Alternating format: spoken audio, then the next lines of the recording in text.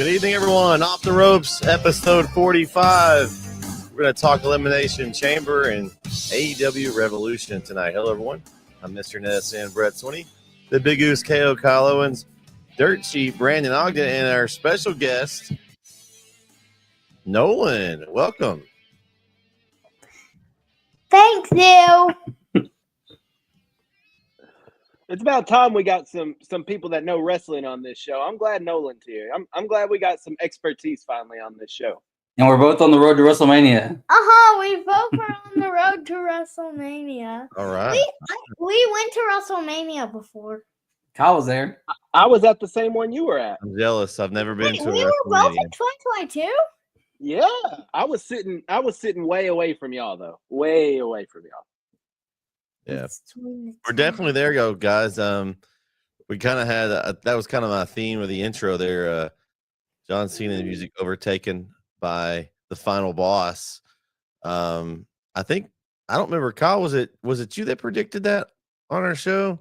One of us predicted that John Cena would turn, I think, but I don't remember that because I don't think I ever thought Cena would actually turn heel. yeah. I don't. Because I think one of us think said that. it because I was like, man, no, I don't. I think he'll stay because I remember I was like, no way they'll do it at this point, right? I mean, it's his farewell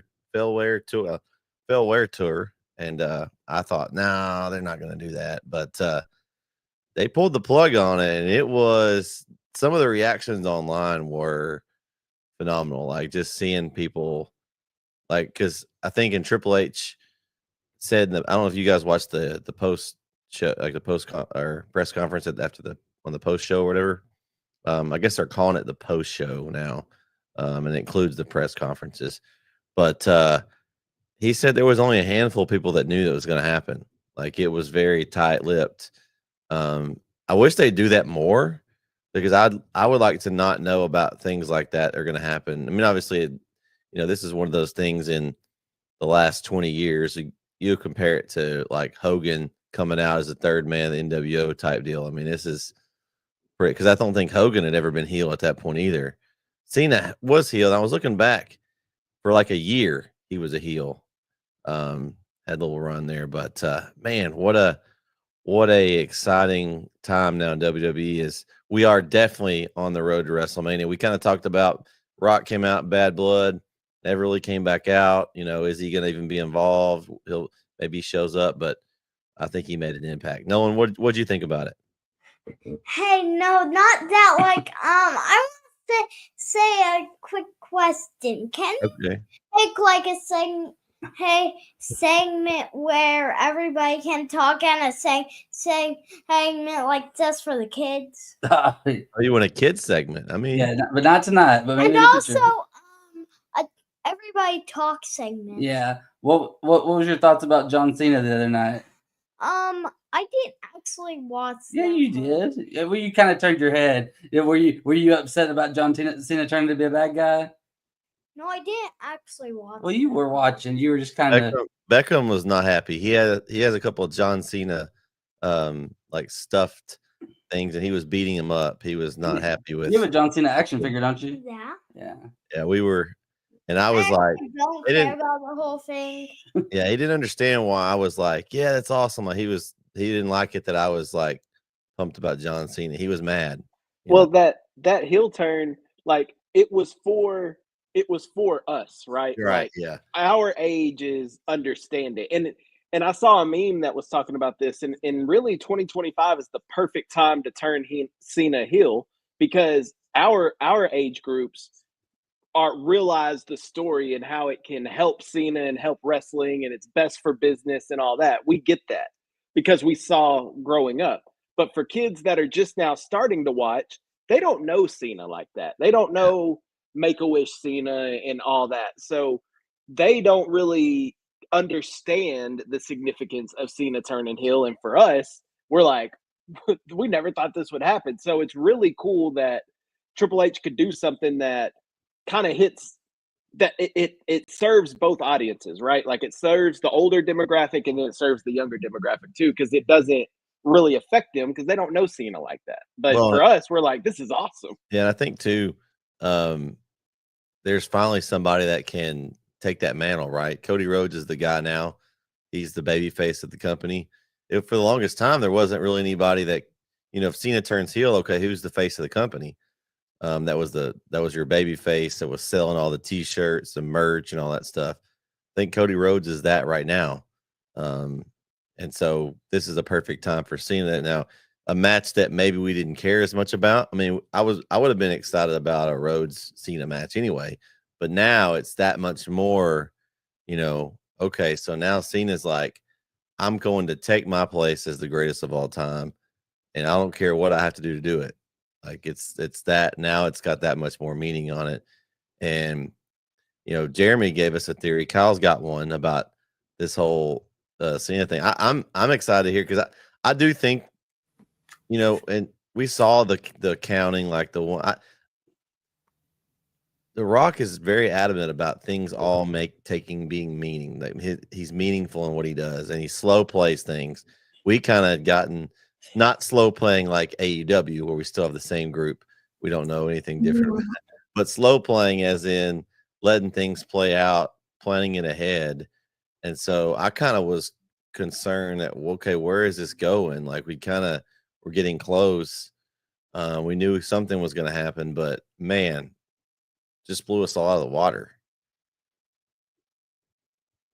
Yeah, I was shocked that you're talking about how you like to be surprised, and we don't get many moments in wrestling these days where we get shocked anymore because of social media and everything. It's everything is, we kind of expect it to happen, and hold on. Sorry, and but you don't get surprised anymore, and that was one thing that stunned me because we didn't think we would happen, especially on his farewell tour. And I thought it was more Cody. I thought Cody was going to turn. I was waiting for Cody to turn, and then our I thought Punk was going to win the chamber, and he be or Drew or Seth and which we talked about Jereme's theory about, and we'll get to that. And so we thought it was going to be somebody else, and then the Cena thing, and then the whole Travis Scott in the background was interesting. And he's always going to be an icon of this moment now. And The Rock said he's going to be involved. I mean, he wants to wrestle, and so we'll get some kind of, not at Mania, but sometime down the line we'll get some kind of tag match with either Cena and Travis Scott or Rock and Travis Scott against somebody. So that'll be interesting to see. But I was excited about it because I just never thought we'd get it from Cena. You talked about he was a heel early, and he was about to turn heel in 2012. He has a heel theme ready, so I don't know if that's the theme we're getting. I heard Travis Scott's writing in one. That's what I heard too. But he had one ready, and then I mentioned to you yesterday on our drive, Bret. I would like him to just kind of take his current one and kind of slow it down, like a slow rock version where he kind of just walks out very slowly, but. I'm interested to see what it is. Hopefully, if it's Def Rebel, hopefully they don't mess it up. So,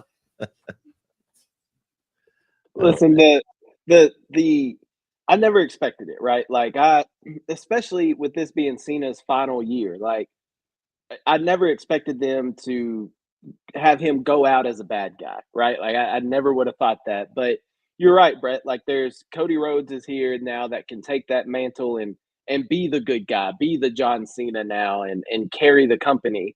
And so Cena can do this. Cena's wanted to go heel forever, and McMahon would never let him because there was nobody that could take it and keep running with it. But now you got those pieces in place.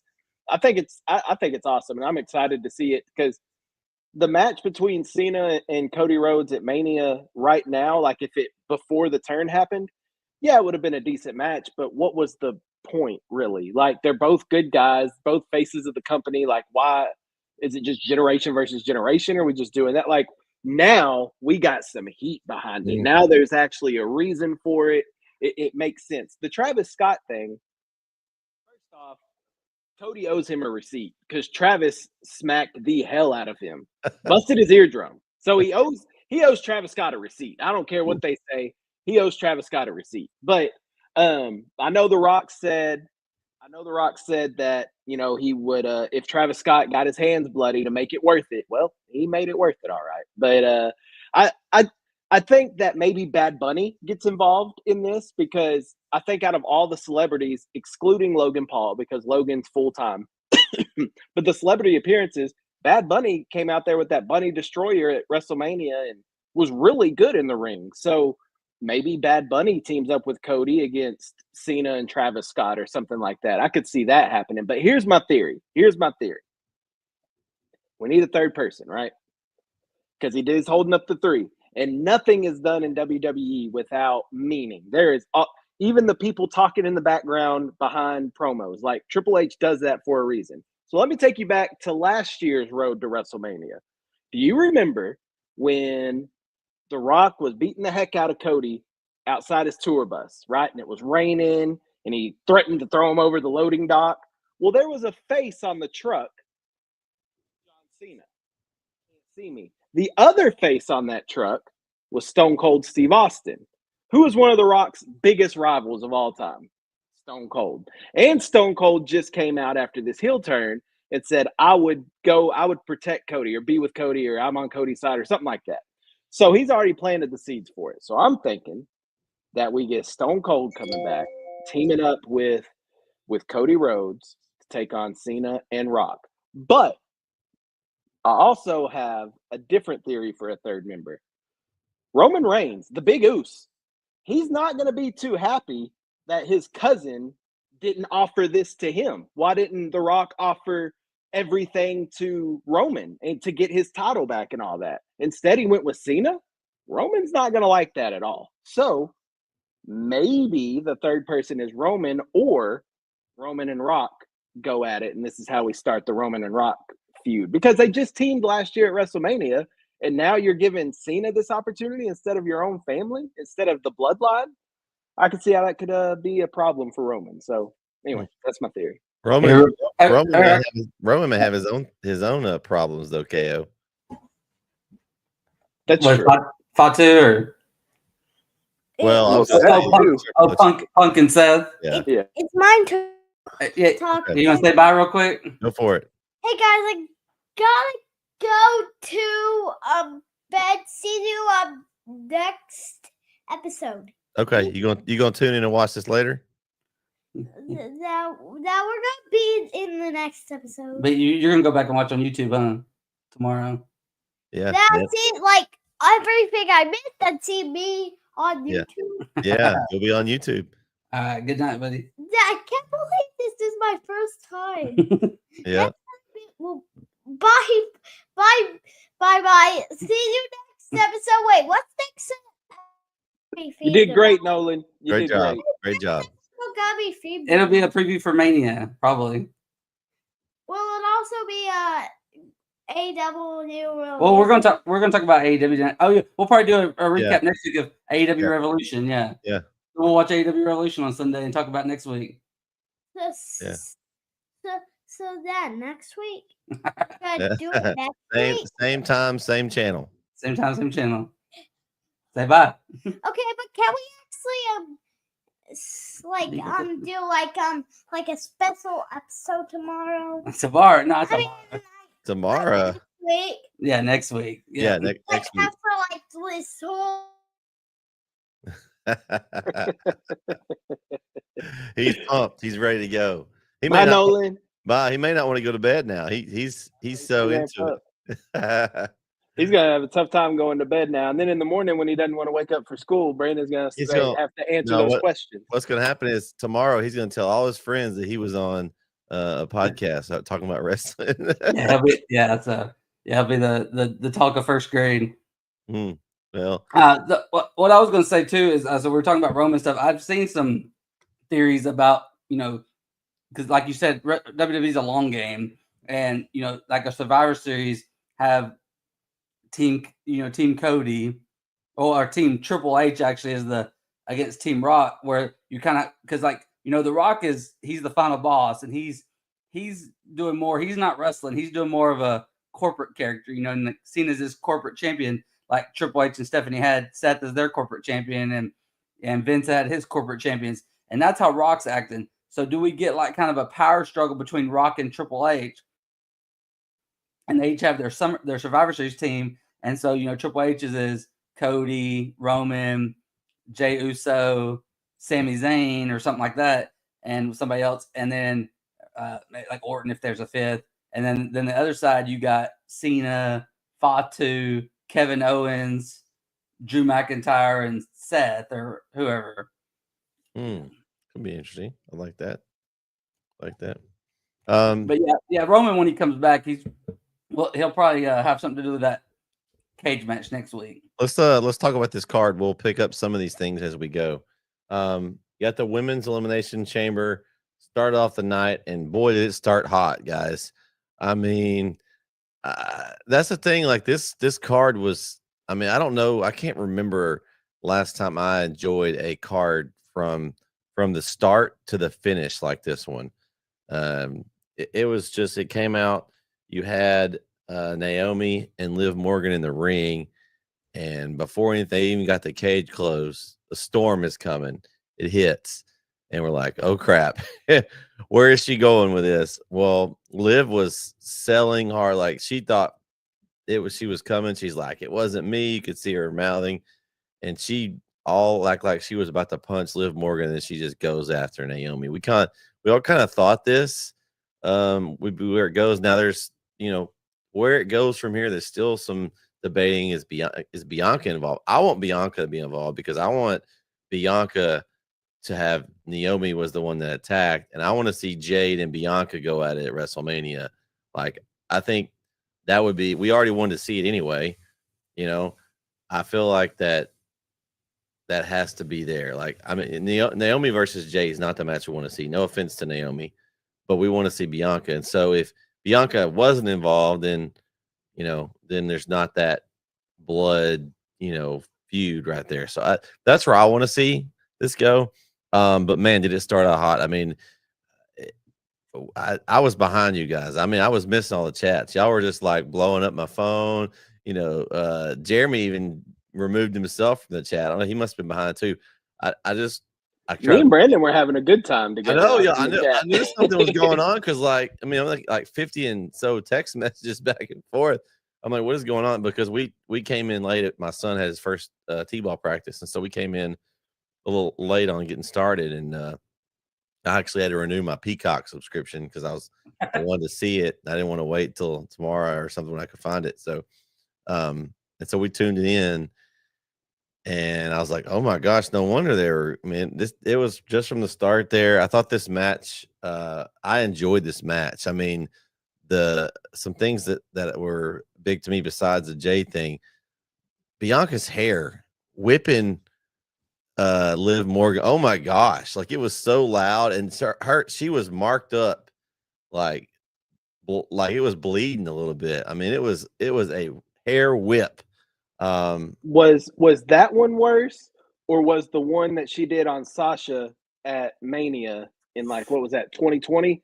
That one was bad too. That one, Sasha had a welt across her just like Liv did, but I had to ask Brandon. I was like, "Is that a sound effect or is that the real?" I think whip? It was. If that's a sound effect, they are timing it perfectly. But I think it was the whip of her hair. I think it was too. It was nasty. Stay away and from they me were with on that top hair. of the pod. Pod, yeah. And did y'all notice too? The pod, the way they did the pods was different. Usually, it kind of had the randomizer. I was waiting for it to randomize, and then all of a sudden, it just one glue.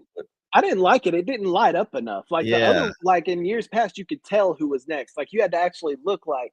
I was confused at first when they did that. Yeah, I didn't like that. That was one thing because it was like it was in a little random thing where it would just the lights would bounce around and you could see the lights. Yeah, you could see it. Yeah. But I didn't like that as much. But I mean, this match though, guys, I mean, it was brutal. It was very interesting. You had Alexa Bliss in there back. It was good to see her in this match. Roxanne Perez fit. I mean, she fit right in. I really am interested to see where they go with her. I know we think Bayley at Mania, but I really am excited about getting her in the mix with some fresh matches. Because she hasn't gone up against any of these women, and but Yeah, I was a little. I thought Belair had a good chance. I didn't know. Of course, we didn't know where they were going with the championship. We just saw that last night. I'm confused on. We just put it back on Rhea. We had her climb this big mountain, and she got it back, and then we just give it to Io Sky. I feel She like did it for what 56 days, I think it said. yeah, and they made a big deal about Io Sky's never lost to Rhea. They made that clear. And I don't know if they're just going to have, well, that's just her kryptonite. Io Sky she just can't beat her. Yeah, that's kind of weird too. Like that's wild that like that's the person that that's the person that's her that she can't beat. So. Yeah. So I don't know really where they're going with that. Are we going to get like my first thought when I watched it just now was because I just finished it, probably about an hour ago, and I was like, wait, it says Rhea hurt, but then I'm seeing like possibly that Rhea's still gonna be involved in a triple threat. So I don't know the point of taking the belt off of her and for it. So I mean, is that where we get in that match? Is that why did they want to make it a triple threat so that Jade could come out? Jade, yeah, and so there's no DQ and and then she cost her and that. then maybe Rhea gets it back. But see, that just wouldn't make any sense. Okay, no. Well, here's why it would make sense. Rhea gets it back, but she pins Bianca, so she still never beat Io. So Io still has that, and then but she gets her title back, but she beat Jade cost Bianca, and then so that's my only bit. But it could be still Io winning. But I was like, you can't do Io against Bianca. I guess you can, but we were excited about Rhea Bianca, but a triple threat I'd be okay with. Yeah, but especially if they use it to with a Jade story. So yeah, and I'm wondering when we see the man back in the arena. I'm hoping it's maybe an AJ Lee Becky Lynch feud. They dropped some hints. They have. I don't think AJ Lee's wrestling again. I don't even know if she's coming back. If she'll even make an appearance, she may do that. I don't think she'll wrestle again. But we. I mean, she was in good enough shape. She wrestled in the the show. What is it? The wrestling show. I used to watch it. Hills, yeah. So she. Yeah, I don't. It's not the shape. I just don't know if she really wants to. I don't know. But things happened the other night we never thought would happen. So you can't say never in this business. But I don't see it happening. But they have been teasing it, and we've been getting I always thought that AJ Lee had a better chance of coming back to WWE than CM Punk. So CM Punk's here.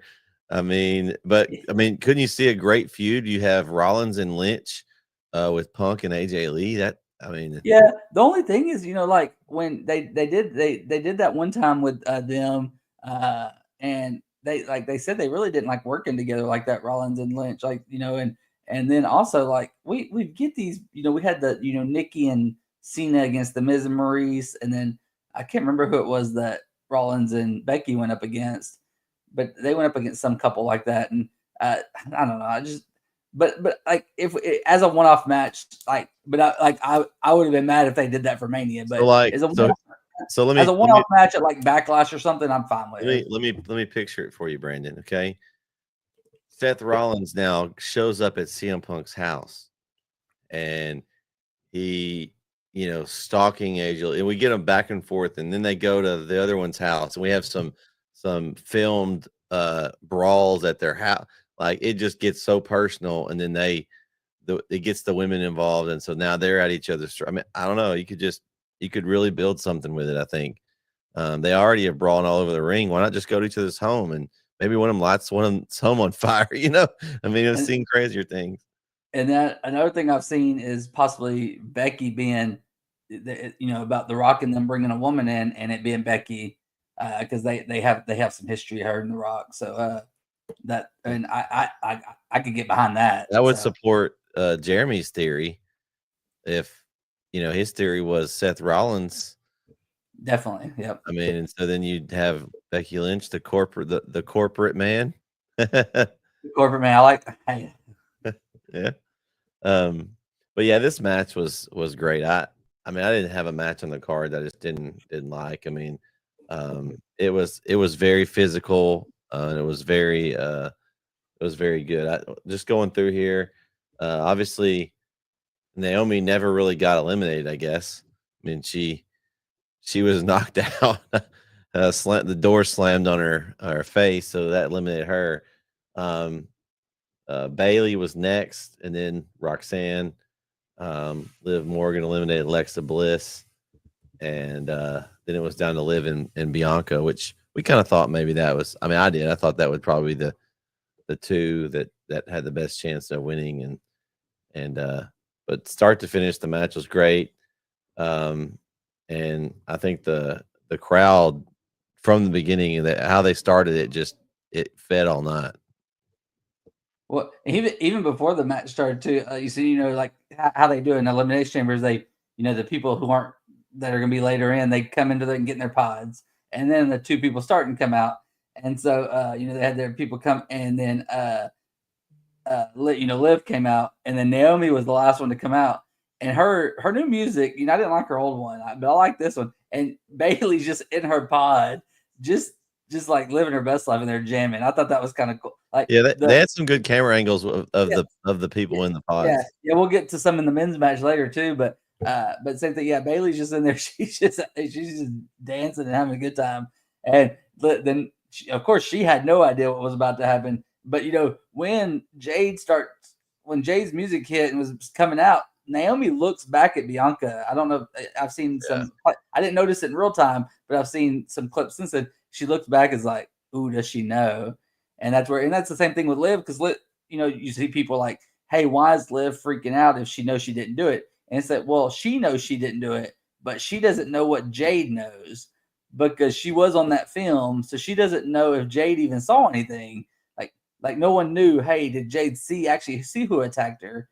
Because no one had heard from Jade.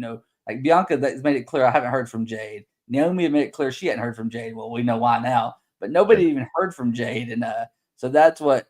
And so like Liv was like, she just didn't know what was coming, and that was awesome. And then, but like you said, then the match delivered. I thought, I thought there was, when certain things were happening, I didn't think Liv was going to win, just because, I didn't know Rhea was going to lose their night. So I was like, hey, we're not going to have Liv and Rhea again at Mania. We can't have that. Like, we just had enough of that. Like, it was good, but we had a lot of that. So we can't have Liv win. So I started thinking, man, is Alexa Bliss going to win? But I think they did set something up for Alexa Bliss.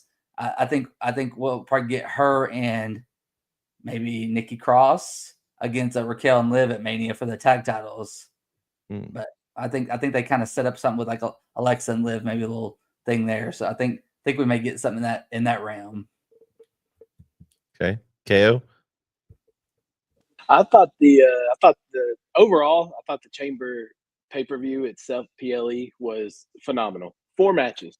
That's it. Just 4 matches. That's all we needed. We didn't need 20 matches on the card. Like, 4 matches delivered. It was one of the best PLEs of the year. But for the women's chamber match, right off the bat, I mean, from Jade coming out, which she looked phenomenal. I mean, Jade is a powerhouse. And from the moment she came out, you just had that feeling like it wasn't going to be that easy, right? Like, she wasn't going to go right after Liv. Like, there's something that was going to happen.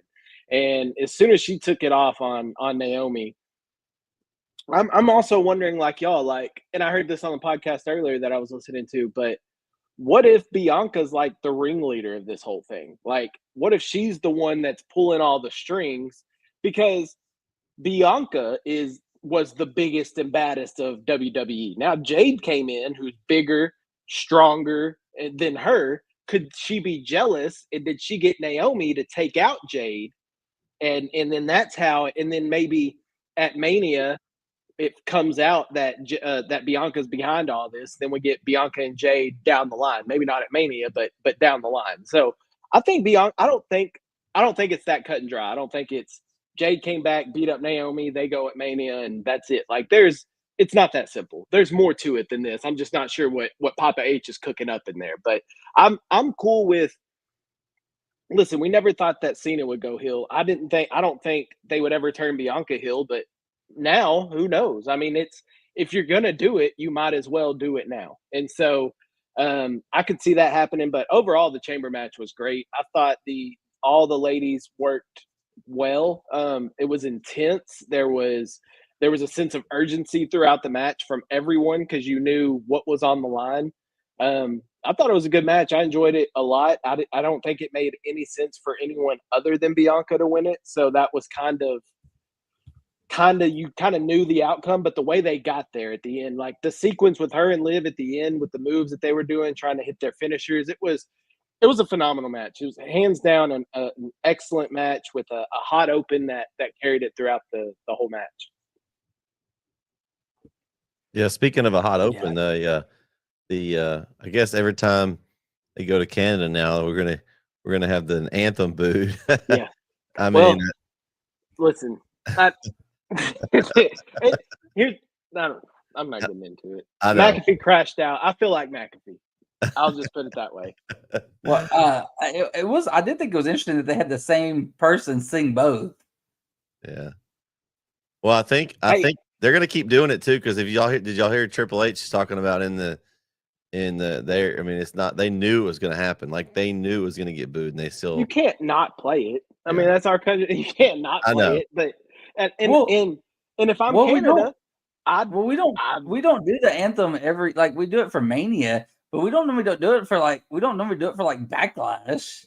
No, not normally. But and if I'm Canada, I don't fault them for booing. Like I get it. I understand. We went to Raw and they didn't do that. They didn't do the anthem at Raw when we went. No, they didn't. I don't know, but I think it's Mania. Like Mania is normally the only time they do it.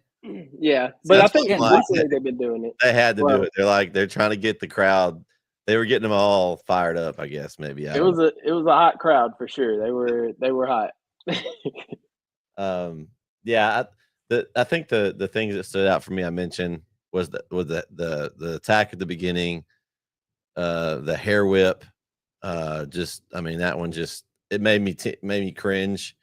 I mean, it was basically just like taking one of those old, whips used to whip. I'd go to my grandparents. They had cows and all those, like those fly whips. And that's what it reminded me of. I was like, oh. But I think that the only person I saw that I thought could win besides Bianca, I mean, Liv, kind of makes sense, but we're tired of her and Rhea, so that totally was like, I don't want to see that again.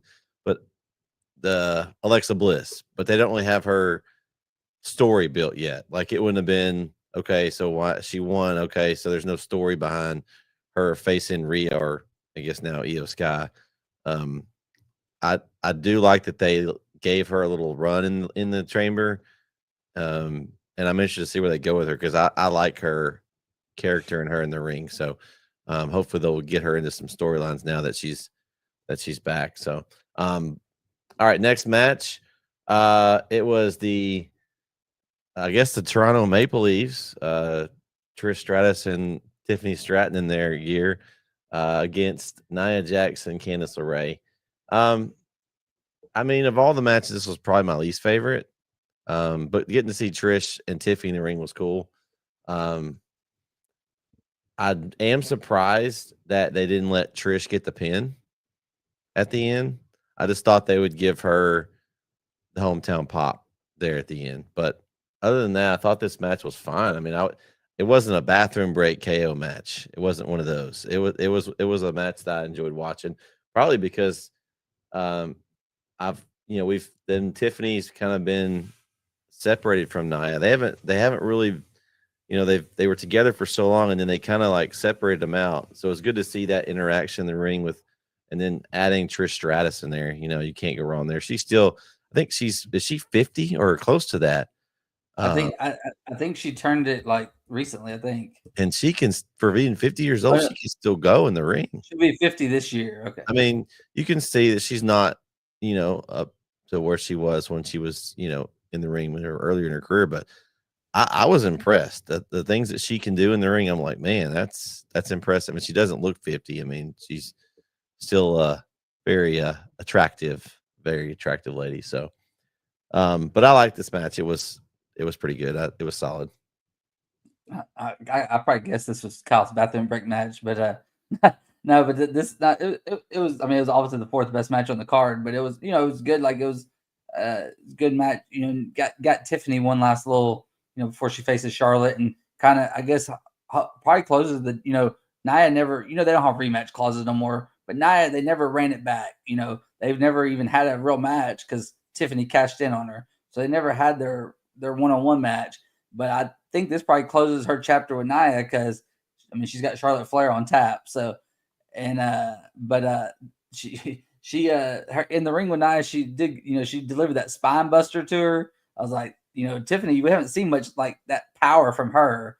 That was impressive. Like she showed some power picking up Nia a couple times. So, you think of Tiffany as the moonsaulter and the pretty girl, but she showed her power in this match. And I thought Tiffany would get the pin. You said you thought it was Trish. I thought Tiffany would get the pin, and then I thought Trish would kind of get upset about it, and I thought we might get a Trish turn on Tiffany. But the only problem with that is it would have been hard to pay it off because the next pay-per-view is Tiffany against Charlotte. So, but Trish has a history of turning on her partners, so I thought we might get that. Be like, hey, I'm the only, I'm the original good-looking blonde around here or something. But kind of, and then getting mad that she stole her pin in her hometown. So, but no, it was a good. It was interesting though. They did the 2 women's matches first, and then the 2 because I was before I saw the order, I was like, how are they going to do this? Because they always split up the chambers, and I was like, well, are they going to put you can't put this match behind KO and them, and so I was just like, so they did it that way. They did that, and then they went to the big unsanctioned match before, and because we also thought the Rock segment was going to be either like middle of the show or right before the main event. We didn't know because we didn't expect what was coming. We didn't know it was going to end the show. We thought the chamber was going to end the show, so that threw a kind of curveball at us. So Kyle's focused on something over there. You watching Dynamite? No, I got some basketball game on that I'm not even paying attention to. My neighbors, I think I hear them yelling, so I was trying to listen in and eavesdrop on what they were saying too. What game is it? The Grizzlies and Thunder coming up on ESPN. Here, jokes on y'all. Did not take a bathroom break during this match because I took a shower before the match, before the show even started. So you didn't even give it. So you didn't give it a chance to take a bathroom break then. Right, exactly. But I'm going to be completely honest with you. Did not pay attention to this match one bit. I was on my phone the entire time. It was on in the background, and I glanced up a couple of times, but so I just didn't care. Would have been your bathroom break back. I just did not care at all. I don't care about Nia Jax and Candice LeRae. Love Tiffy, but the only reason Trish was there because we were in Toronto. Like I could have done without it personally. Y'all are saying it was a great match. I'm sure it was. It was fine. I just personally didn't pay attention to it, so I have no comments on it really. Well, and it could have been the other matches on the card carried it, so and it wasn't bad enough where I hated it. I thought it did its purpose. It hopefully has closed the door on Nia Jax and Tiffany Stratton's. We had to get that, at some point we had to get that closed, and now Tiffany's going to move on to better things, and Nia can go back to maybe tag teaming with Candice LeRae. I don't know what they'll do, but who cares though? Yeah, where does Nia at least? And I will say, I'm not the biggest Nia Jax fan, but what she's been doing with Tiffy throughout this time, it's been entertaining. Like it hasn't been bad. Like I think probably some of her best work. Yeah, like obviously the chair shot last year at Survivor Series where she acted like it was a pillow, and that wasn't great, right? And then the double annihilator spot a couple of weeks ago where that was terrible looking as well. Like she's not the best, right? But I think she has been doing better work here recently. Where does she go? Like we know Tiffy goes to Charlotte. What's next for Nia? I mean, there's no. I don't know. I just didn't care about this match. The Rock's enforcer. She's the Rock's enforcer. Yeah, probably something like that. All right. The one thing, the Stratusfaction off the top rope didn't quite go like it was supposed to there. Stratusfaction was not guaranteed on that one. But I thought overall that Trish held her own in the ring. I mean, I would rather see her every week than I'd see Nia Jax. I mean, even at her age. That's a hot take, Bret. Yeah. Yeah, you know. All right, so next up we got Uncle Kevin versus Sami Zayn. We're gonna let the Owens talk about this one. What'd you think about Uncle Kevin's match? Uncle Kevin did it. All right. Uncle Kevin did a phenomenal job on Saturday night. He did what he was supposed to. Okay. He took care of the Montreal, Quebec, Sami Zayn guy. I thought it was a great, like, the details though, like it's the little things, right, that WWE does that sets them apart. We're going to talk about AEW in a minute, and they miss on little things all the time, whereas WWE pays attention to details. The referee, black shirt, blacked out, gloves already on, didn't have the WWE logo on or anything.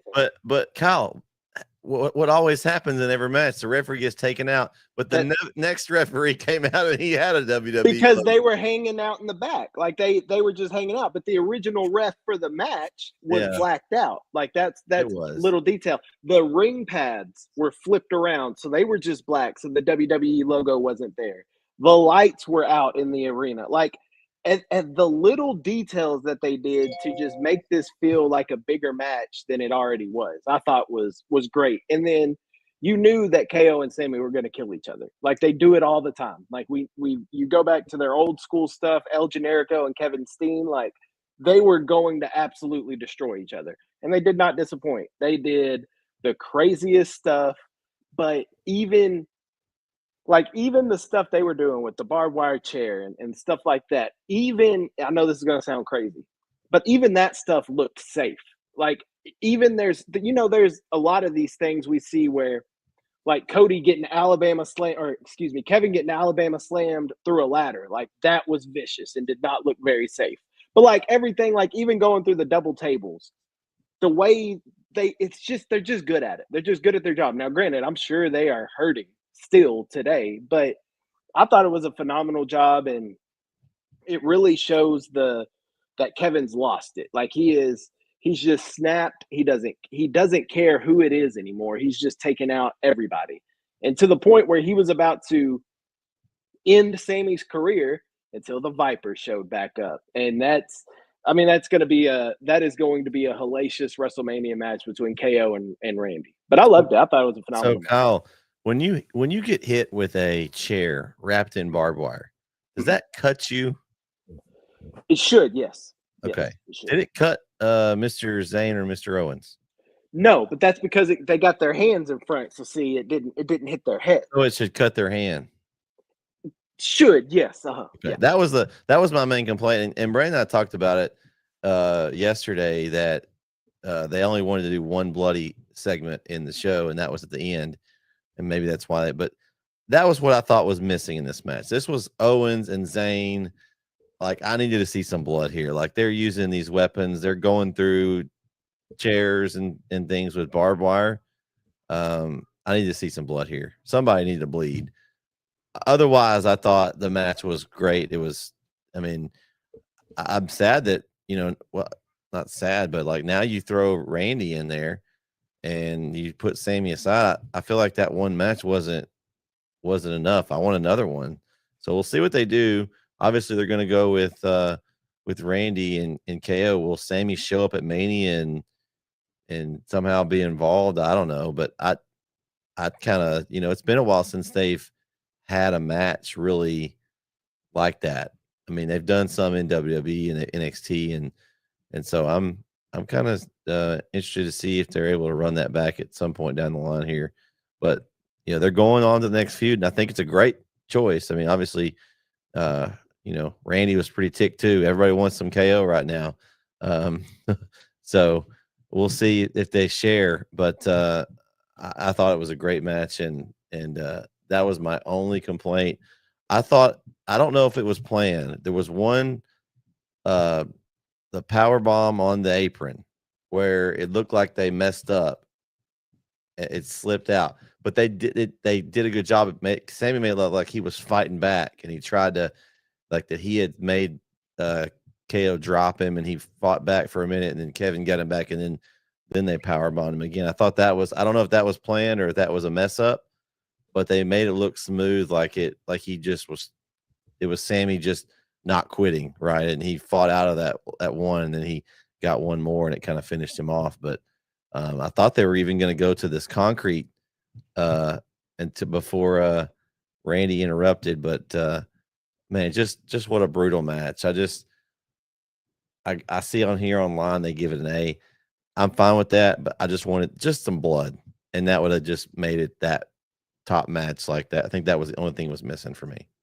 Yeah, I really enjoyed the match, but I said the same thing. I think I texted you on Saturday night. We talked about it yesterday. I thought this match needed blood because and I really wanted it to be. I thought Kevin, yes, he's the one that hurt Sammy the most, but Kevin kind of the spots Kevin went through was the face to the barbed wire and the other things. I thought he's the one that because how him walking away with this match as the winner, but with blood pouring down his face. I don't know. I just kind of would have added to it. And just because in the history between these two, I figured this match would be bloody, and it wasn't. I enjoyed it, and it was brutal, but I thought it was going to be bloody. But like Bret said, and I told him, we were saying yesterday, I know WWE is more of because you could have had blood in the Naomi Jade spot too. Like there's a lot of spots in this card you could have blood, and we didn't know it was coming at the end. And of course, they saved the blood for Cody. In hindsight, that was a good call. But I still thought this. I mean, it's not AEW where everybody's going to bleed and Moxley's going to bleed every match. And but I still thought this one would be a bloody mess, and it wasn't. So a little disappointed there. But I enjoyed the match. I thought Kevin and Sammy, that anytime they're in the ring, with whoever, they tell a story, but especially together because they have so much chemistry, have so much history. They know that they know each other better than anybody, and they deliver. And then then Randy comes at the end and go for the RKO. He sets up for a punt, and it gets intercepted. I think we get the punt at Mania. I think at Mania we're getting that punt. We get that payoff. Kevin will go away for a little bit. I think we'll get the punt at Mania. So I'm looking forward to that because I got excited when he got ready for that. But I popped for that too. Jason Jordan and them flew in there like crazy. I popped for that when I saw him lining up for it. I said, "Oh no, not the Legend Killer coming back." I'm with you though, Bret and Brandon, both of y'all. Like a feud as they went to each other's houses, right? Like they're best friends. Like that spot earned blood. Like we should have seen some color in that match. I 100% agree that was something that was missing. I think that would have. It's 4.5 instead of 5 stars because it was missing blood. Like, I mean, that's kind of the nitpicking we're doing. But yes, I agree with a feud as hot as that one was. That one definitely should have had some blood, especially in an unsanctioned match. Yeah, exactly. Anything goes. Well, and here's the other part too. To your point, Bret, when you're talking about they had WWE officials come out. Like, if it was unsanctioned, why are y'all even out there? Like, why are y'all stopping the punt and all that? Well, at least that was after the match. That part, and because also that part was after, and like too, when Randy came out, the lights came back on. Yeah, like for that segment. But even they were out there earlier for the apron stuff. Yeah, like that. If it's unsanctioned, then stay out of it and if he wants to kill Sami Zayn, let him kill Sami Zayn. We shouldn't even have a referee out there. We should just like an AI counter. let the crowd count it. Let McAfee and Cole count it. There was a little bit of logic gaps in there, like just a little, but nothing AEW like that just makes you go like, why is this even happening? Like it was very well done. I think they did a very good job. All right. The chamber match. Some things I saw in this, I again, we talked about it in the women's match. I didn't like the way they had the lights over the top. Couldn't really tell who was going in. I thought that was a little confusing. But something I liked, the cameras. We talked about that earlier. The camera shots they had inside the pods. They got some cool. Some of them were singing the other one's music. So I think was it one of them was singing John Cena's music. Was it Logan Paul? Or Yeah, it was Logan. Logan was. Yeah. Logan also drew on his pod. He wrote some. Yes, he drew OVO. OVO on Drake's side and then Humble on the other side. Hey, I thought that speaking of Drake, Drake was there. They never once mentioned him or showed him on the broadcast. Nope, and that's Toronto's guy. Like we saw pictures on Twitter. Yep. But they showed Deion Dawkins on Saturday and Monday. They've showed him. They normally show and he was sitting pretty close, and they did not mention him. I found that interesting too. That interesting. And especially with Travis Scott in the building, we knew Travis Scott was there, but that I don't know. I thought that was, but yeah. They show Drake when he's at Raptors games. They show him all the time, and that's in Toronto. That's his city. Yeah, I mean that's was weird. But that was before he does. Toronto's the only place he can really show his face anymore. But yeah, so do we think it's going to be McIntyre and Priest? They've kind of been at each other, and the Chamber McIntyre went out first. He threw his little temper. They started at the Rumble, but yeah, he seemed like he's throwing his temper tantrum every time he's eliminated. So, I thought they've kind of tied them together. And then of course, Logan Paul, I don't know where he's kind of been in the middle of all this. I'll be interested to see where he goes, because he's kind of the one out. AJ.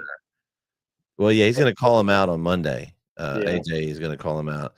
But of course, AJ's now talked to the heel whisperer, Karrion Kross. So, have you noticed too that whoever Karrion's talking to, he kind of does his hair like that, Sammy, he put his hair up kind of like Sammy's, and then they're not talking to AJ. He had it down long and emo, and so. His character's interesting, that's for sure. I don't know, I'm interested to see where they keep. At some point, you got to do something with him, right? I mean, he can't continue just to talk to on the back. I mean, is he trying to form his own heel group? He's going to get everybody just to go to their dark side, I guess. And everyone's talked to the turn. The New Day. It was everyone. It's worked. Whatever he's doing is working. So if that's what he's supposed to be doing, so and I wonder if he, his people left. They got kicked. The authors of pain. They kicked them out. So I wonder if he's gonna, could he be the newest member of the Judgment Day, or what's he gonna do? Is he gonna start wrestling again? But last night or Monday night behind a promo, Dom was talking to Karrion Kross, so could be a new Judgment Day member. It'd be interesting. But if we do get Logan Paul and AJ, that can lead off one of the Nights of Mania, that'd be just a fire wrestling match. Logan Paul and AJ, they'd be flying all over the place. I mean, they got similar movesets. So. Well, I mean, Monday Night Raw they've got this. It's a stacked card there in Madison Square Garden. We were talking about that. It's going to be a good card. But this match, it's kind of interesting that they still had the cage open. I never saw it whenever Rollins was eliminated. Obviously, he was able to get back in the ring. Did they just say, "Hey, let's just leave the cage open so anybody can come back in the ring"? When he got pinned, he just kind of rolled to the side. So he never. I mean, that's the stupidity of the chamber match, right? If the point is, and I have the same issue with the steel cage matches. Leave the door closed, until they are at the door ready to get out. Leave it closed. But what they did, he rolled out of the ring and they just opened the door so he could get out, and so he's crawling, acting like he's getting out, and then all of a sudden stops it. It's stupid. I don't like it. Well, I guess since there's no disqualification, Kyle. There isn't, but there's logic. I know. And I think this was a sign here. I didn't see it at the time, but Cena didn't go after Rollins. He just went straight. He's took your advantage. He didn't waste any time. No, he went right at Punk and STF. made him tap. Now is it the STFU now? I didn't look too much into that though, because I thought because of the whole he wants to go to Mania, he should be going for 17. I didn't look at it as heel. I looked at that as he's taking advantage of the opportunity that's in front of him. I think anybody would have done that. What are you going to do? not pin him because like, oh no, that didn't do it the right way. Oh, I'm not gonna pin him. Like, no, let me pin this guy. Seth did it. Let me pin him. Yeah. And get out of here. My thinking though, Kyle, is that after you see what happened at the end, now you go back and look at some of these things. Like he demanded his spot in the chamber. Right. This thing. Like there's it didn't really appear to us at the time because we never thought that would happen, but it was a little heelish. Yeah. Well, that presser when he declared himself was very heelish when he was like, the mic drop. Yeah, but the one before after the Rumble when he was like, I'm it's best for business. Rumble. I'm going like that sounded heelish, and you were like, okay, but you blew it off because again, they're not gonna turn Cena heel. But yeah, now that you look back at it, you're like, well, Triple H was dropping little hints to you all along that it was gonna happen. You just didn't want to believe it. But the thing about the chamber spot was, like, because normally he would have capitalized. We're not questioning that part. But normally he would have picked him up, delivered the AA, and then pinned him. But he like jumped and immediately kind of like laid in a nasty STF. Like it wasn't like he immediately STF like, hey, I'm putting you away now. Like I'm jumping on you. You're wounded. I'm not even gonna put him. I'm not even gonna do my finisher. I'm not gonna do AA on you or nothing. I'm not going to set it up. You're going to sleep, like basically. Yeah, it was a good chamber match. Good storylines. They're gonna continue on into Mania. Of course, we've got that main event steel cage match, Rollins and Punk set up. That I feel like that's going to be where the OTC returns. And on Monday, yeah, I think he comes back and runs rough shop and interferes in the cage match. Of course, the door will be open. Kyle, he'll get in through the door. Sure. Because somebody will be trying to escape. They'll be on the other side of the ring. And they'll say, "Open the door." And they'll open it.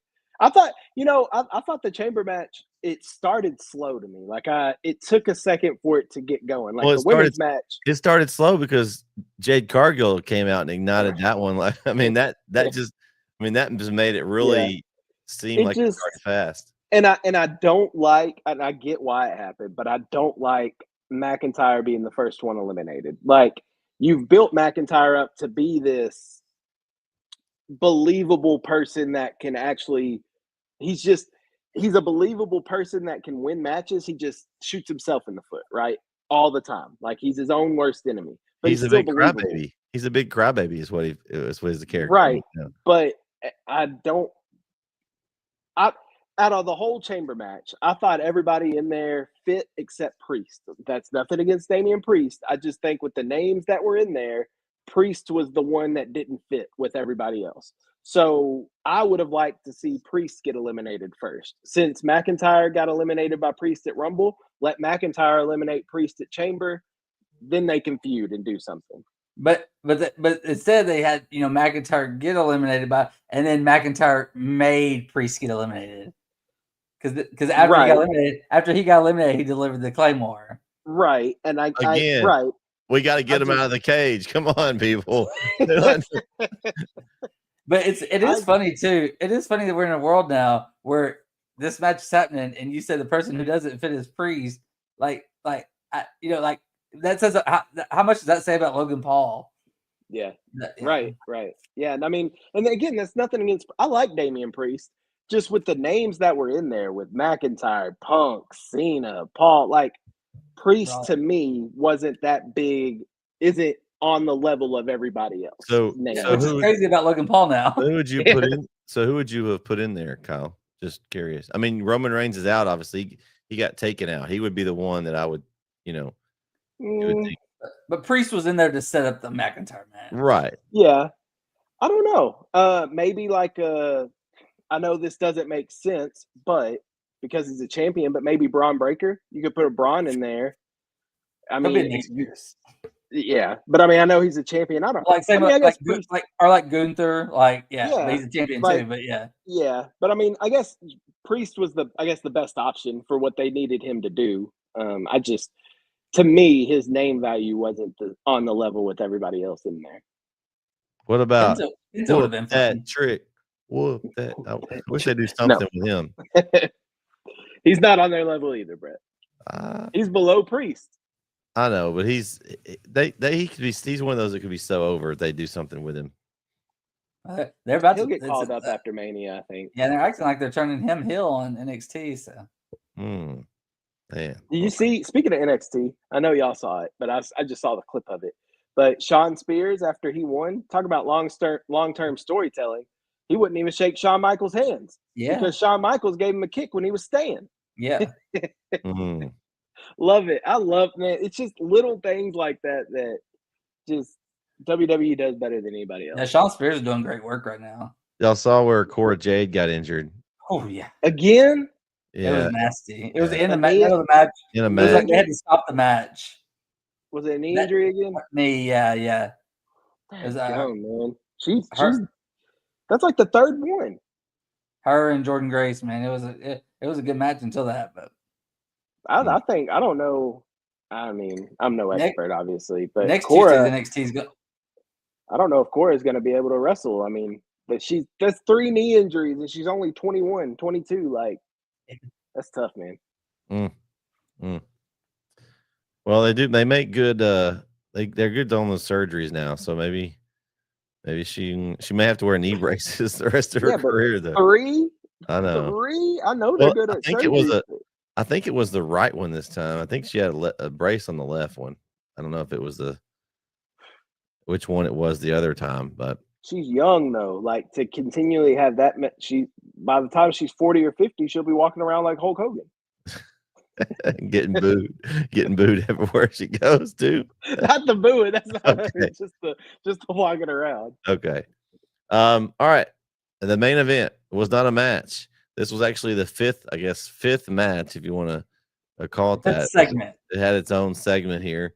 We had John Cena celebrating and Cody Rhodes music hits. He comes out and congratulates him on the win. They're kind of talking in the ring, and then boom, The Rock's music hits.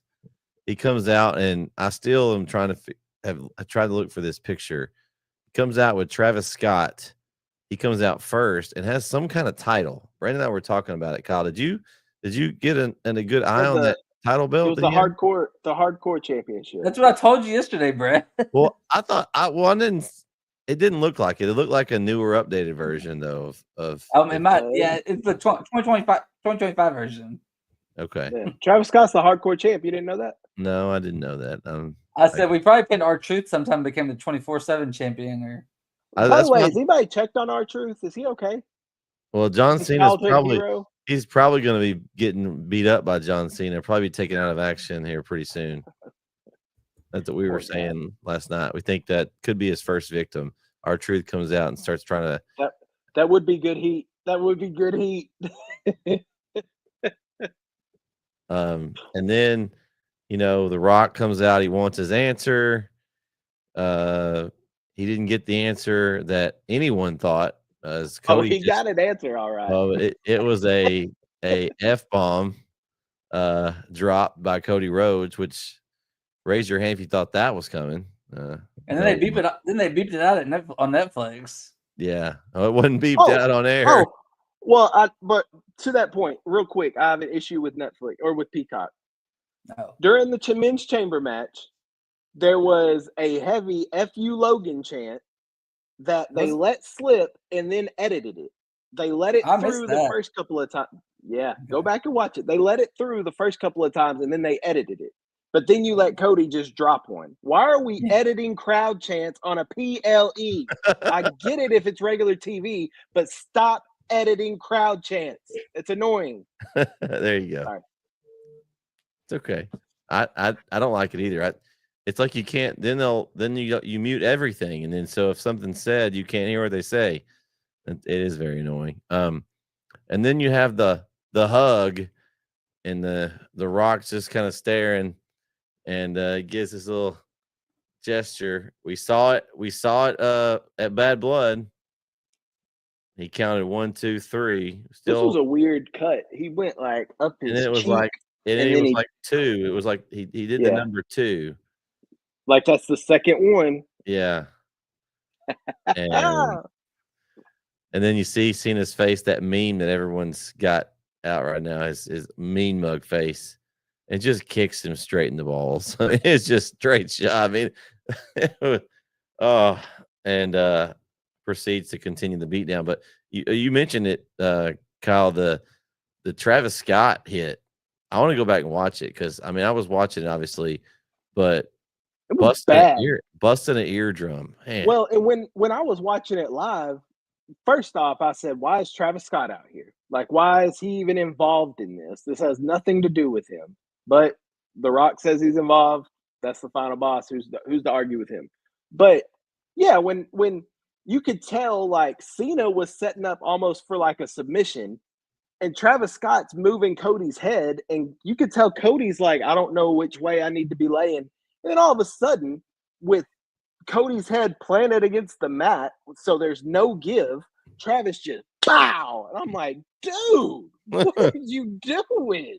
You punch the guy in the face. Like a slap, you know, the normal slaps, you have give, so that was a straight punch to his ear. Like, this is why you don't have untrained professionals in the ring hitting your world champion in the ear. Like, that's so stupid. At least Travis Scott only weighs like 120 pounds soaking wet. Yeah, well, but he busted Cody's eardrum. Yeah, man. I thought it was interesting too. You know, like that. You know, after Cena did the initial tags, then he got because everyone's like, he's got brass knucks. It's like, no, it's that watch. He started hitting him with the watch that The Rock gave Cody, and on Rock's belt that said Cody's soul. Did you lose me? It had the. Oh, yeah, you were frozen for a second, Brandon. Are you back? Oh no. Yeah, I froze. Can you hear me? Oh yeah, we can hear you. Can you hear me? Yeah. Yeah. We're good. Okay. Anyway. Oh yeah. Well, I started spinning. On Cody's on the belt that The Rock had, it had Cody's soul on it, but it had the date of Dusty's death. So like, just little details, little things that WWE does. Like, it's just that whole segment was phenomenal from top to bottom. I popped when Cody dropped the F-bomb. I popped because I never expected that. When Cena kicked Cody in the balls, I popped. Like, it was great. It was, as the kids say, cinema. Yeah, I'm excited to see where they go with this and how many times we see, have they advertised Cena for Friday night yet? Do we know? No, he his next appearance is March 17th. It's a Raw. Okay. Yeah, his next appearance is a Raw, which is strange because Cody's on SmackDown. But then they also, we were talking Bret last night about Cena, because that first SmackDown after Mania is in Fort Worth. And so, maybe Cena. Well, they announced today his I'm pulling it up real quick, his after Mania SmackDown dates: May 30th in Knoxville, June 13th in Lexington, and June 20th in Grand Rapids. So is he gonna win the title on April? Was it not 20th and not show up till May 30th? Now, just because he's not advertised in advance doesn't mean he won't show up, right? Yeah, no. Well, since he's the final boss's guy, final boss, they have to show up for a month. He gets a month off vacation. And I knew he wasn't going to be there this week because, like, right after the show, they said he had to fly back to Budapest because, like, he flew in from Budapest just for this, then to fly right back out because he's working on a movie. So does he now mean on his movie? Is he a bad guy now? He turned full-fledged heel? I mean, I don't know. He probably was a bad guy. I mean, he's an actor, so he can do. He might have been a bad guy. I don't know what the movie is, so he might have been a bad guy in it already. So I do think it's ironic that it came out that he granted a Make-A-Wish like that morning before Elimination Chamber. That was his last one that he was doing. Like, that is. Everybody's saying break a wish. Yeah, yeah, man. This is. Oh, did y'all see? Have you ever seen it's the Harpoon twins? They do a lot of wrestling. They're twins, and they do a lot of wrestling moves on those bouncy things.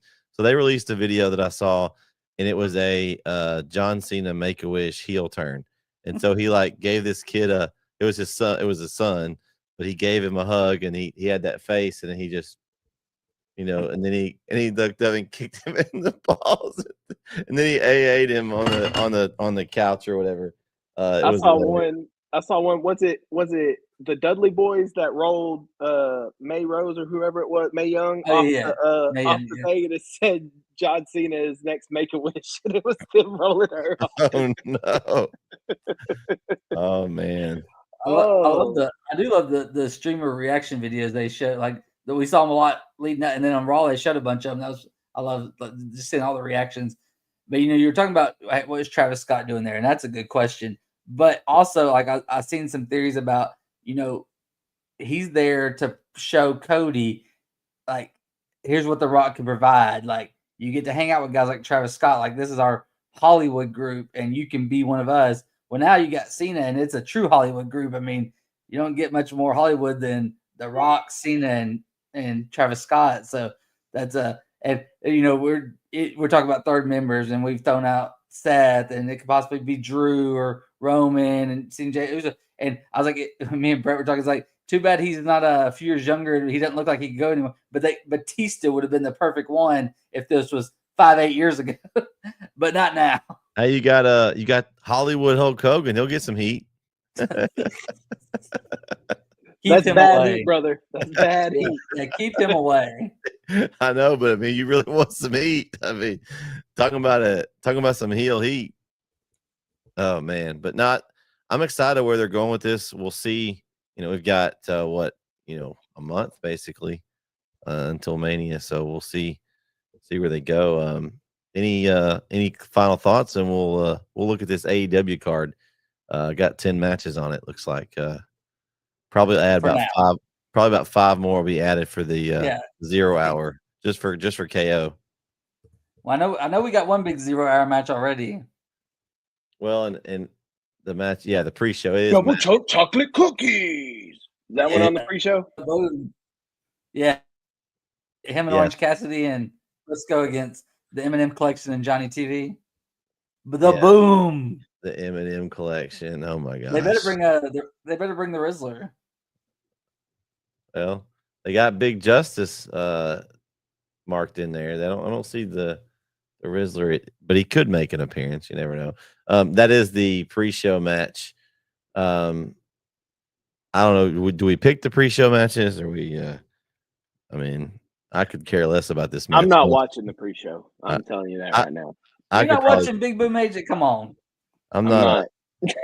I'm with KO on this one. I'm with KO on this one. I'm not I still am not sure if I really care about these guys, but double chocolate cookies. All right, we'll start with I did see a graphic, but I did see a graphic. It was like Orange Cassidy was like, he was fighting in a main event for the world title just like 2 pay-per-views ago, and now he's on the pre-show with the Costco guy. So what is the match? It's Big Boom AJ and Orange Cassidy. The conglomeration: Orange Cassidy, Mark Briscoe with Big Justice against Johnny TV and Eminem Collection. Eminem Collection, yeah. Yeah, I'm not watching that. It's the old. But how far Orange Cassidy's gone just in a few months? Like what? Was it December? He was fighting for the world title on the pay-per-view. He was in there with Moxley there for a while. He was, that was like 2 months ago. He was just in the main event of Dynamite last week. Well, Cope came back and took his spot. He pushing all those younger guys back down. I also saw about that. Like, if you look at Cope's like recent run in WWE and and then AEW, like how he never loses, and he's not putting anybody over. And it's like, and it was by like age demographics. Like if it's somebody like 35 or younger, he's like 17 and over or whatever. Like he's not looking to put the next generation over. He's trying to get all the gold for himself. So. All right, the first match I have here on this in my list here is Okada versus Brody King for the AEW Continental Championship. I've been calling for Okada to join his friends. We haven't seen the Young Bucks. We haven't seen Jack Perry for a while. Is this the time that Brody King gets a push? I don't know. I'm going to go with Brody King just because I think Okada needs to go visit his friends and wherever they've gone away to, because the sooner they can go there, maybe they can come back and rescue us from John Moxley and his Death Riders. And they're killing the product right now. They need something to spice that whole storyline up for me. So I'm going to go with Brody King. We could get them back on this episode, this pay-per-view, because it's in Los Angeles.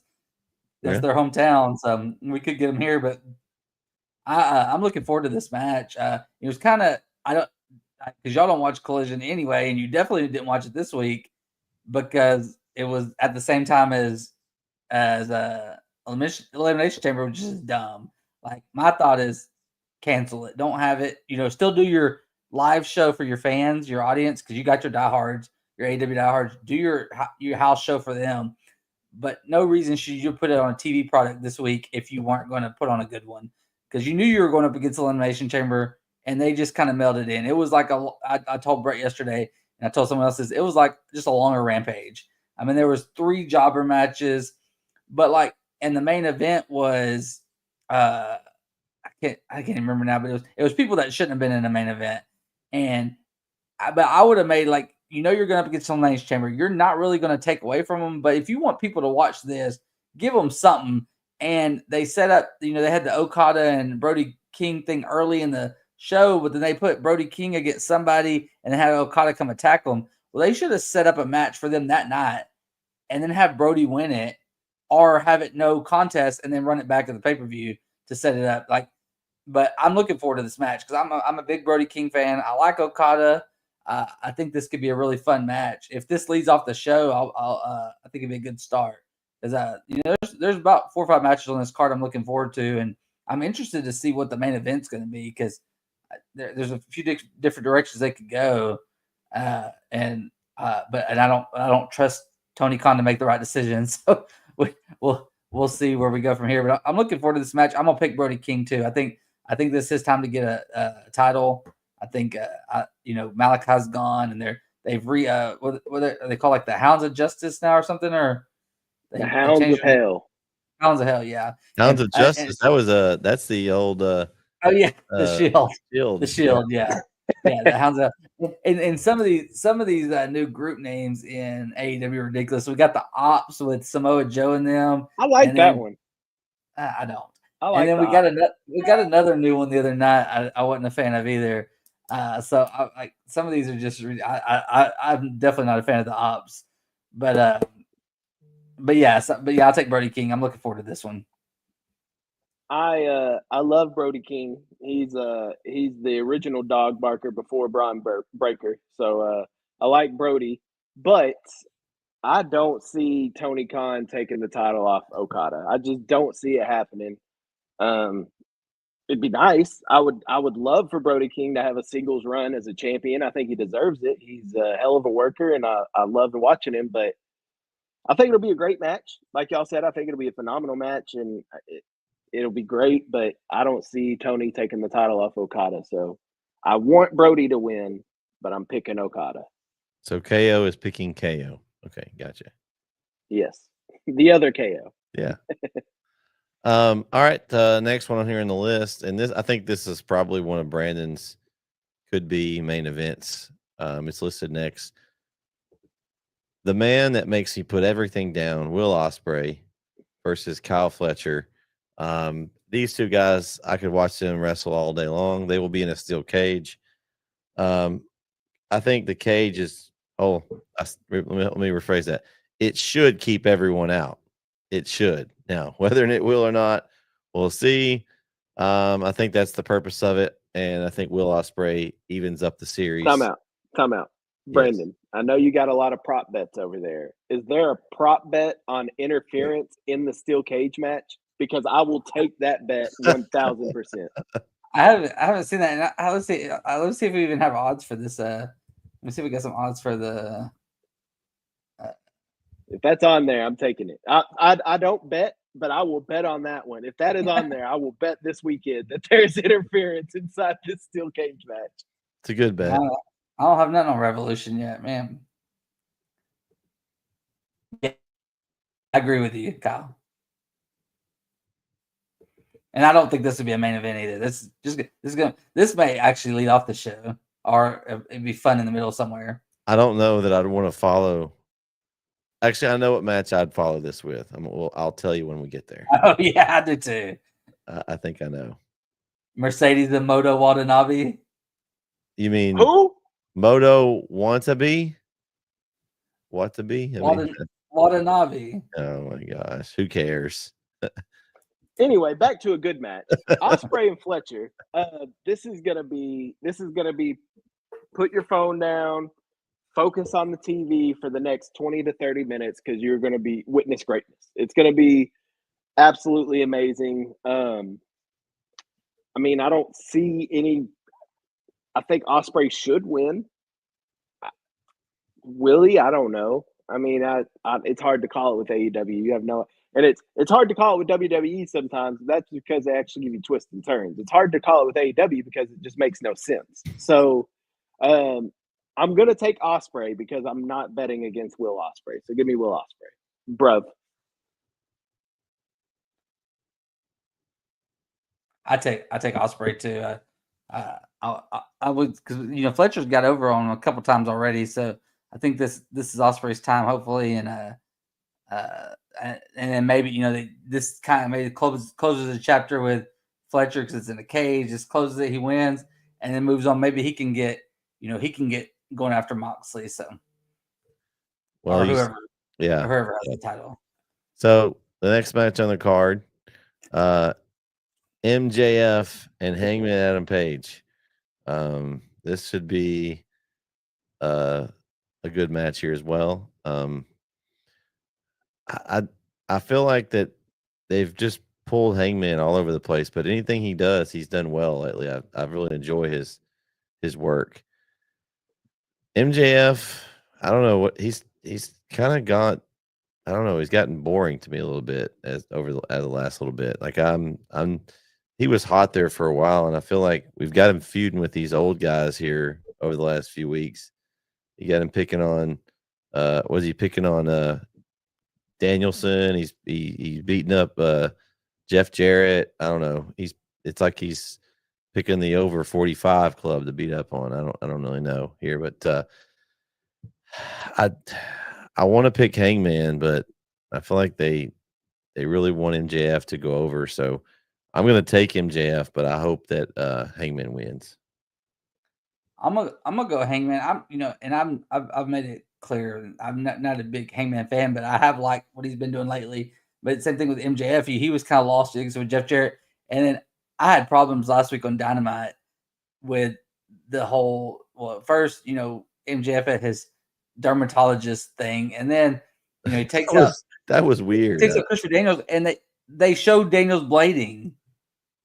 Like they showed it, like I was like, what? Like only AEW, so it's just so yeah, it looked very minor league there, but this match is fine. I'll take Hangman. I think he wins, but I really don't know because I don't know what the direction is for either of these guys right now. Because like you said, they're all over the place with them, and this was just kind of thrown together, and because like, hey, we don't have nothing for either guy, let's do this. So.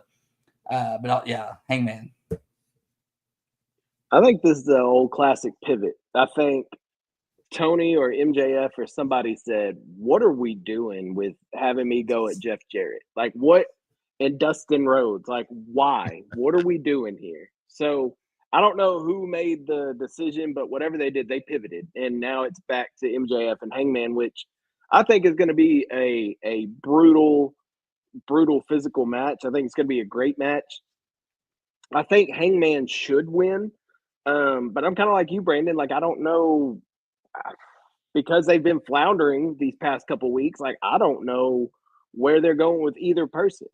But I think Hangman has been portrayed as the more dangerous and more believable person in this feud right now. So I want Hangman to win. I think MJF wins though. But I think he does it nefarious. Like it's not going to be clean. He's going to No way, Kyle. No way, MJF. I know. I mean, I know. how many times MJF ever won a match without nefariously Listen, winning. I'm going out on a limb here, but I think he's going to cheat to win. Okay. Get this dub. But also, like you said, you think MJF's been a little boring here recently, and I agree, but I don't think it's his fault. Like No. he went with he had that pay-per-view match against the random Japanese wrestler, and then he went into a thing with Jeff Jarrett and then Dustin Rhodes. Like, who cares? Oh, let me paint you a picture. The bidding war of 2024. Wasn't it the bidding war of 2024? If we had MJF in a Triple H run WWE right now. Hey, man. You know, I thought it was funny that he was showing that he got his tattoo removed that he'd had on his calf. That spoiler alert, guys, it was never real to begin with. Yeah. But showing that he got it removed. I wonder if he sits there and thinks, man, I wonder what Bruce and Triple H would do with me over in the E. Because I mean, he's not. I don't know, man. I get money's great, but you can have all the money in the world, but if your creative is crap, then what are we really doing? But anyway, I think MJF's going to win. I think Hangman should win, but I think MJF will Okay. win. You talked about number one contender. This next match is a number one contender match for the AEW World Championship. Swerve versus Ricochet. Oh. Yeah. I didn't know it was a number one contender. Yeah, that's what it says. Number one contender for the AEW World Championship. I don't remember them even saying that part. Because remember Ricochet stole Nana's coat, and the only way that they would agree to get it back is agree to a number one contenders match. Yeah, okay. So that's why it's a number one contender. I like what they've done with Ricochet. I'll just say that to start. Like, his character is better now than it's ever been in any of the years that I've seen him, at least in American. Right? He was in Japan and stuff before. I don't know what his character was then, but the whole out of this world, fly, whatever, was great. I love seeing him in the ring, but his character was always just crap to me. Like, he never really have any substance behind it. This heel turn has been a good move for him. Like, this is his best work to me right now. But you look at Moxley, the champion. Does it make sense to have Ricochet go after Moxley right now? I don't think Cope's winning. I'm gonna spoiler alert. I'm staying with until they have somebody that really that's a big threat to Moxley right now. I don't think Cope is the one. I just don't. We still got Daddy Christian lurking in the shadows too. Yeah. I mean, who knows what that's all about? But for this match, I think it's Swerve. I'd love to see Swerve and Moxley go at it. And so I'm going to go with Swerve gets the title, because all of us also Nana after last week, he kind of was like, I don't know if I can do this anymore. So if Swerve, I think Nana and Swerve just are like peas in a pot. Like, they go together. Like, he makes Swerve's character with the dancing, all that stuff. I think it's too good of a match to mess that up. And I think he wins, he keeps Nana, and they go after Moxley for the title. Yeah, I'm gonna go Swerve too, just because I can't see Ricochet challenging for a world title. But this, I will say, because I'm not a big Ricochet person either. I wasn't in WWE, I hadn't been in AEW, but this is the best work he's done. You know, I can't say of his career because I don't know about his past career. Like, I know he probably did some great stuff in Mexico, Japan, wherever, but I never watched him before he got to WWE. But since I've been watching him, this is his best run, especially in AEW. This is his character right now. I like it. He's been a good heel, and because I never liked him anyway, so I was like, hey, let's make him a heel, and he's done a good job at it. And he also he's the AEW's version of Drew, where on Twitter he'll make some wise cracks to people. He plays that heel character on Twitter too. And like today, I don't know if y'all saw the big news today that Prime Video is going to start selling the pay-per-views for AEW. Well, they're going to have, and so people's first question is, well, I already have Prime Video. Okay, I just get to watch the pay-per-view. Well, no, you still got to pay $50. Oh, well, I don't have to pay $50 on Peacock. Well, yeah. And so Ricochet comes and goes, you just want everything free, and like, oh, y'all idiots, yeah, you got to pay to see me, and so I like his heel character. So I think Ricochet's doing a good job, but I'm not ready to put him in a title match. Swerve's gonna win this one. I'm on an island, I guess. I hate the crap Ricochet's doing. I can't stand it. Like I think that little that's annoying. Get a microphone out of this man's hand. He does not need to talk on a microphone ever again. Like he is the worst on the mic that I think I've ever seen in my life. It is terrible. Like he tries to go out there and be funny and get this cheap heat, and it's cringy and it's crap and it sucks and I hate it. I don't like it at all. I think he's phenomenal in the ring. I think he's a hell of an athlete. Just take the microphone away from him. Like, you know how we need to take the phone away from Tony sometimes because he tweets too much? Never let Ricochet talk on the microphone ever again. The please. Vader, the professor is coming out of KO tonight. I thought maybe he was coming in. No, I didn't know I was the only one that felt this way. Y'all are praising it. This is ridiculous. The thing is, I've always hated Ricochet. And like, yes, he's been like, he flies around, but I was like, I don't care about him. Yeah. So at least now I actually have cared about his stuff. And part of it is him against Swerve. He can do this maybe with someone else next, and I won't care again. But I've liked it with Swerve. It was much needed, is what I'll say. Yeah. Like he needed to do this. And I'm not even saying it's great. I'm saying it's just the best he's been. It's the best work of his 8-year career or whatever recently. I liked him in WWE because he didn't. I did. I liked him in WWE. He had no personality. He just came out and he was great in the ring, but he didn't. Okay, but now he has personality and it sucks. Maybe that's why Vince kept him off the microphone. Since he's a heel, if he's a heel, that's great. That means you hate him, and it's you're getting what you want, right? No. Listen, so like, who's a heel that I don't like? Like Dom, for instance. Like, I will boo Dom because I don't like Dom. Charlotte, I don't want to see her on my TV. That's go away heat. This is Ricochet has go away heat for me. I don't even want to see him on TV. Yeah, I don't even want to see him. Like, I don't. That's the thing. Like, it's one thing to be a heel and not be liked. I get that, but I don't even want him on my television. Like, I don't even want to see him. Even though he's such great in the ring, you want him off the television. I like him in the ring. If he'll just wrestle and shut up, that's great. But he talks. So you want him to come out with duct tape on his mouth and then just wrestle? How about get a manager? I don't know, Samantha Irvin, your wife. How about have her come in and be your heat magnet? Let her talk for you. She's been on a mic her whole life. Let her talk. Or you could have went and been in the Hurt Syndicate and had MVP. Something, anything. That's get what him off the microphone. Get him off the microphone. Any hoops. Swerve's gonna win. Swerve's gonna beat the crap out of Ricochet, and Swerve's gonna get Nana's robe back, and Nana ain't going nowhere from Swerve. Okay. Whose house? Whose house? Swerve's house.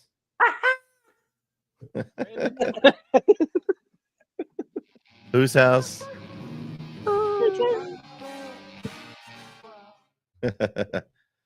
All right. Next match. It's Kyle's favorite match of the night. He's ready for it. Mercedes Moné versus Momo Whatever, however you say it. There's not even reason to discuss this match. There's no way they take Mercedes off the title with this match. I'm going Mercedes. That's how much I care about this match.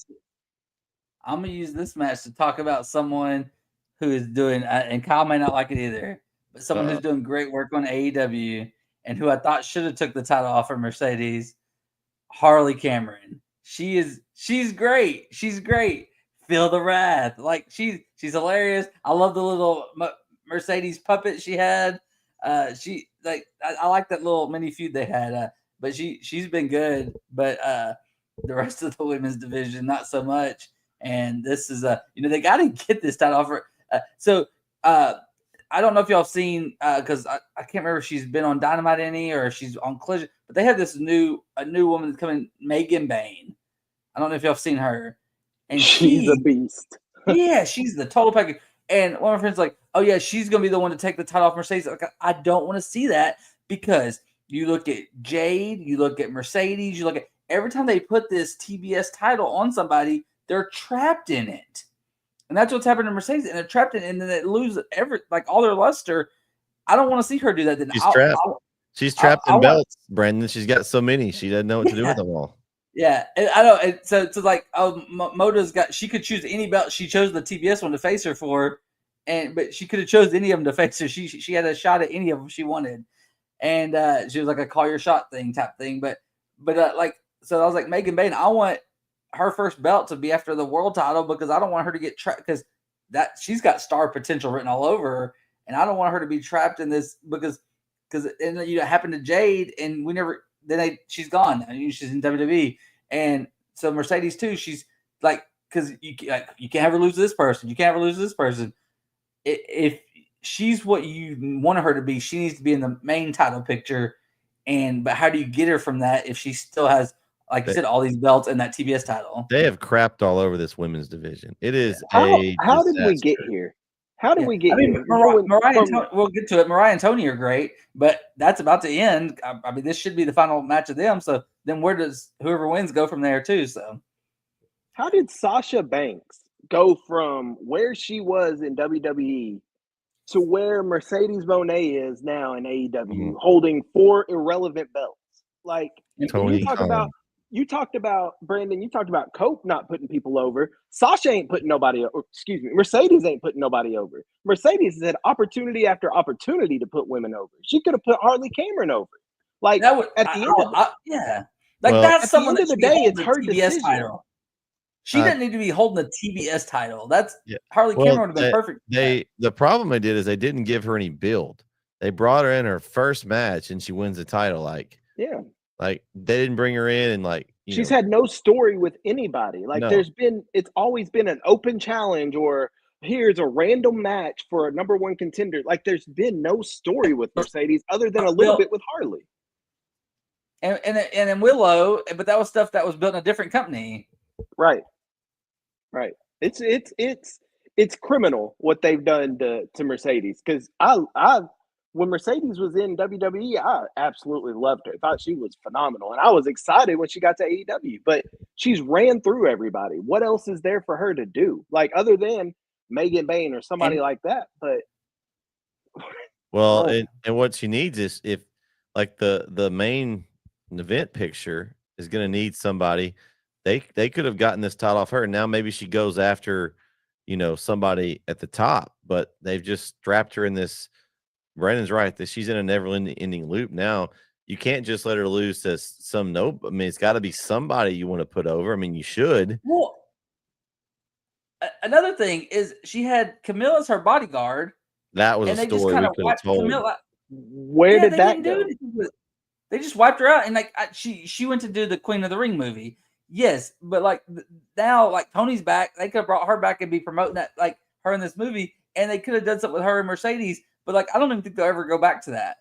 And that was your body, and then Mercedes just dumped her and attacked her, and that was I mean, it'd be great if she does come back and she's the one that takes it off of Mercedes. That would be great if they end up doing that. But I have no faith in that. Yeah, I thought that was what was coming. I remember now we were talking about it for several months. When was it going to happen? We were waiting that turn that could actually give some life to her title. I mean, you actually. But it's not just Mercedes or Harley or. It's Jamie Hayter.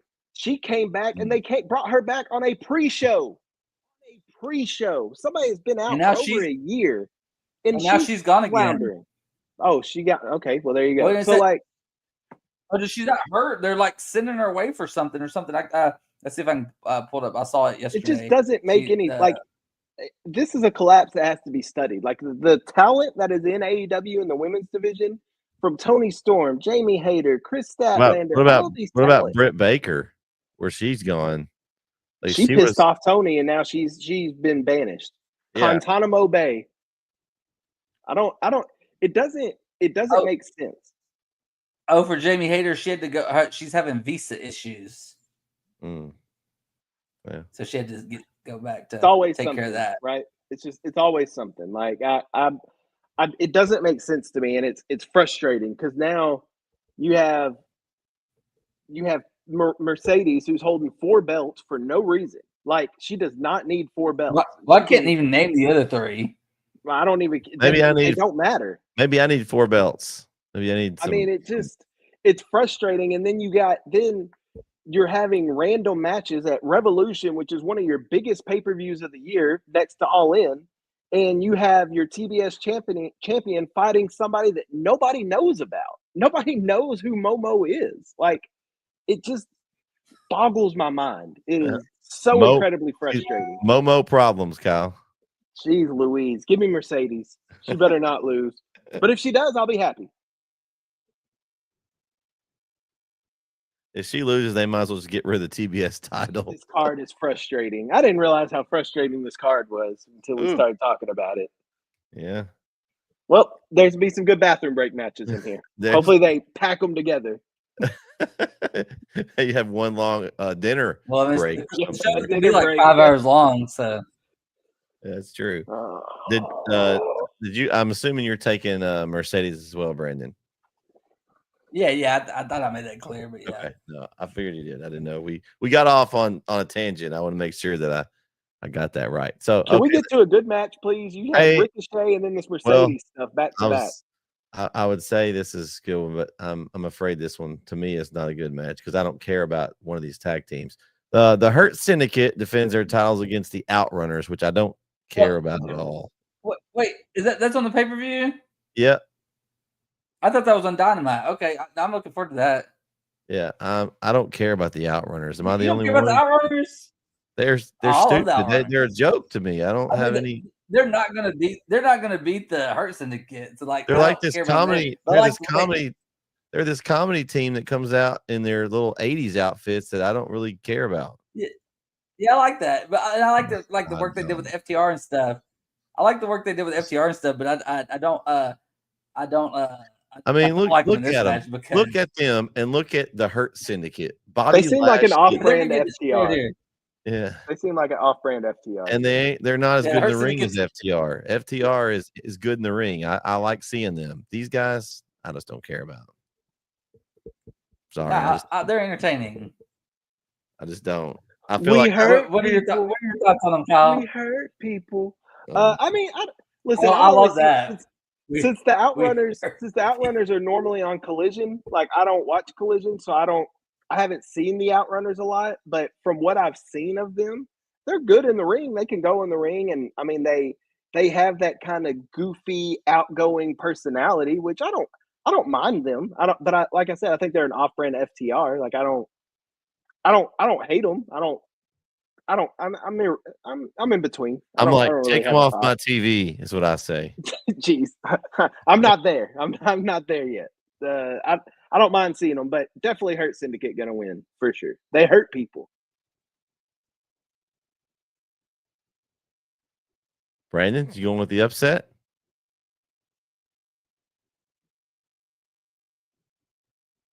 He's puzzled. Oh, he's frozen. Uh-oh. That means he wants the Outrunners to win. I think so. I think that's what he's saying. I think he's picking the Outrunners. Oh, we heard you. You took the Outrunners. Is that what you said? Hurt Syndicate. Oh, we hurt people. Well, we were just making sure you were frozen, so we were assuming that you picked the Outrunners and the internet crashed because they were concerned about your well-being. Going over here. Okay. I had the Outrunners era internet going over here. Okay. Right. 1970s internet. Okay. All right, next people. Timeless Tony Storm versus Mariah May Falls Count Anywhere match. Now, this match I'm interested in. Could this be the main event? I still think it's going to be the AEW World Title just because. Moxley, okay. Yeah, because I'm hoping there's some kind of story told in the main event. You know, I've been hoping for about 5 pay-per-views now, I think, something like that. But you know, I'm looking for this match. This could be one of those that steals the card. I still think, to me, I think Ospreay Fletcher is going to be the like wrestling match of the night just because of the two involved. But this one could be a close second. I think Falls Count Anywhere match. These two just don't like each other, and I'm ready to see what they do here. They just gave the title back to Toni Storm. I just don't see him taking it right back off of her. So I'm going to go with Toni Storm in this match, but I'm really looking forward to this one. Maybe they'll be out. Maybe they'll throw popcorn at each other. Maybe they'll be in the backstage. I want this thing to go all over the building. Yeah, I think this is going to be a good one. I've enjoyed the work they've done. I think this is it. And have y'all seen they're building it as the Hollywood ending? That's what's on the poster for this match. They're calling the Hollywood ending. So that also leads me to believe Toni Storm wins. Which so does Mariah go away for a little bit? Where does Toni go next? Like, because I mean, who in this women's division can challenge for the world title? I mean, like maybe Julia Hart. I don't know if that, but this women's division doesn't have a whole lot of juice right now. So, but I'm looking forward to this one because these two women have told a great story from the moment, Toni since, for a while. And then since Mariah debuted, these two together, whether they were together and then they separated and they've kept it going for a while and it's been great. It's time for it to end, but I'm looking forward to seeing the ending and timeless Toni Storm victorious. I've enjoyed what these two women have done. I think it's been a very hot feud. I think it's kind of overstayed its welcome, though. I'm kind of a little bit over it. So it sounds like Sunday is going to be the finale, the Hollywood ending, like they said. So, yeah, I don't see any way Toni loses this. They literally just put the title back on her. So I think Toni Storm wins. Where she goes after this, probably an open challenge if I were to bet. I don't know. I don't know where she goes. Next one is Kenosuke Takeshita with Don Callis defending his international championship against Kenny Omega. Another one. I have a question. Yes. Why, since Takeshita is the champion, why did they have these matches to decide who would face Kenny Omega? Why were they acting like Omega was the champion and having contenders matches to face Omega when Takeshita is the champion? Who is Tony Khan for 500, please? Okay, just wondering. I thought that was weird too. It didn't make sense. I'm like, everybody wants to fight Kenny. You get to compete to defend. Like the challengers are decided. Now you get to decide if you get to defend against them. It's so dumb, dude. Anyway, sorry. I just didn't know if anyone was smarter than me that could make sense of that. But okay, all right. There's only one name that can answer that question, Kyle, and we don't have a direct line to him. No, it's probably best we don't. Yeah, it's probably best we don't. Probably. Man, Takeshi's had it a little bit. I'd like to see Kenny win this. He's been through a lot over the last couple of years. But man, that snake Don Callis is there, and I don't trust him. But I'm gonna go with my heart here. I'm gonna go with my heart. I'm gonna go with Kenny Omega, and he gets a singles title back, and he gets some comeuppance over Don Callis and the family. Man, interesting. I'd love to see Kenny win.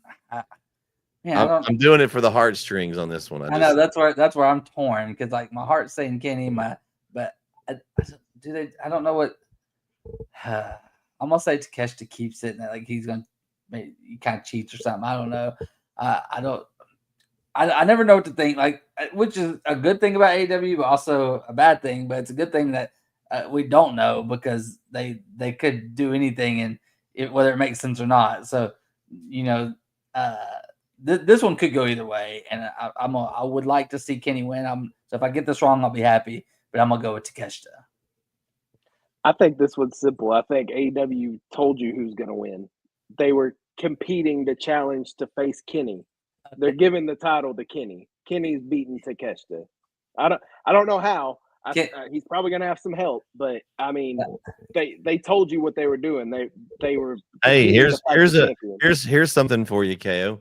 What if we talked about a minute ago? Somebody could return. What if the Young Bucks return, fend off Don Callis and the family, and Kenny Omega takes the title? There you go. I like that. Ooh, that sounds too good to happen, though. I know. That sounds too good. I'm not a booker, but that's what I mean. I could book that.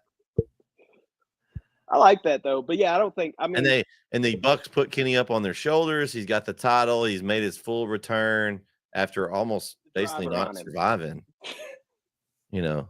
No, I think Kenny wins. I don't think. I mean, it just seems to me that they've put Kenny on this pedestal. Why would you do all this and then not give him the title? So I need to answer that. I don't know if I should. I'll stick as the lone one. But Kyle made a compelling point there. Maybe second guess myself. There you go. I'm good for one a show. I got one good point a show. last one on the card here. John Moxley puts up his AEW World briefcase against Cope. There ain't nothing in that damn briefcase. There's nothing in there. And I saw the title there. Now it was in the trash can in Omaha. The Omaha basketball team was beating it in a trash can. Gosh. I don't know what's going to happen here. I'm ready for something to develop with this storyline with the Death Riders. I think Moxley keeps it. If it's me and I'm booking this, Cope's not the guy that takes it off of him. I think it's going to be Moxley retains, and eventually some point I'm hoping and praying that Tony Khan finds some way to give some adrenaline to this storyline. Like, let's see a new player in this game. Let's see a return of maybe the Young Bucks and somebody comes back and they're taking AEW back. I don't know what it is, but I'm going to stay with Moxley because it seems like Tony Khan's just going to keep putting Moxley over every week. I'm waiting until something happens. I don't think Cope is the answer here. Yeah, I think Moxley's going to win, but then I go back to what I said earlier is Cope's going over on everybody. He hasn't been losing, but so who knows? But I think Moxley wins. I don't think this is. I don't know where this story's going because when this whole Death Riders thing started, it's like, they could do some interesting things with it, and we haven't got nothing. We got we just get. Well, we talked about earlier. There is a patriarch looming. Yeah, we haven't even seen him recently, but like I would expect him to be. I would expect his face to be shown in this match several times because like he's had tried to cash in on Moxley, and he's got a history with Cope, obviously, or Edge, Adam Copeland, whatever we call the guy, Radar Superstar. We got he's got a history there, so I would. I mean, they're going to be dumb not to show him a couple times in this match. At least give us the hint of it. And exactly. But just we have it, and like you get Wheeler Useless out there every week, and I don't know how many people Moxley have right now because Cope's taking out some of them. Willow Concerto to Marina the other night. So is Moxley out there? They're going to be magically healed, Brandon. They'll be back. Or does he get a new helper tonight or Sunday night? Shane McMahon. Oh. I think that's not happening, but maybe it's Vince. Flopped. Well, no, Vince has his own company. Yeah, we don't need to talk about it. Listen, I think that here's what I think.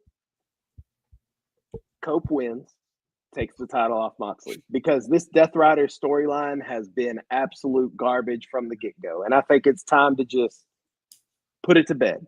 I think, hopefully, but here's what Jay White's been helping out Cope these past couple of weeks, right? I think Jay White helps Cope win the title, then turns on Cope and sets up Jay White and Cope down the line. That's what I'm thinking. I think because yes, somebody's going to miraculously heal and come back and try to help Moxley win. That's when Jay White's going to come out, help Cope win the title, so it gets out of the Death Rider's hands, and then Jay White's going to turn on Cope and then take the title from Cope. Or will there even be a title in the briefcase, KO? Well, no, but the Cope will be the champion. Oh. So get the whole. I mean, I don't know where the title is. Is that Money in the Bank? He now has Money in the Bank. What are Speaking, we'll get so we got 2 Moxley. But speaking of, we still before the end of the show, we got to figure out what's in Chad Gable's new box. It's an American lucha mask, Okay. American flag lucha mask. Nice. So he's going to come out as this new character in a lucha mask, American luchador. So he can somehow defeat the luchadors.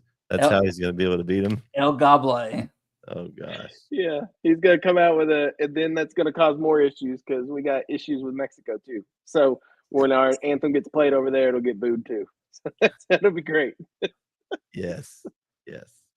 We got people love heat. us, guys. We got good heat. I don't think that's good heat, Bret. No. Yeah.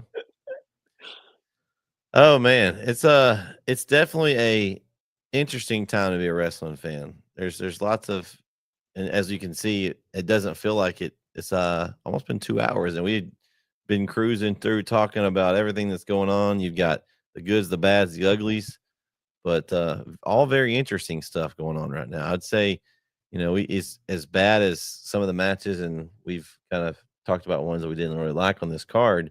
There's still some good ones on there, and some that we don't have any idea where they're going to go.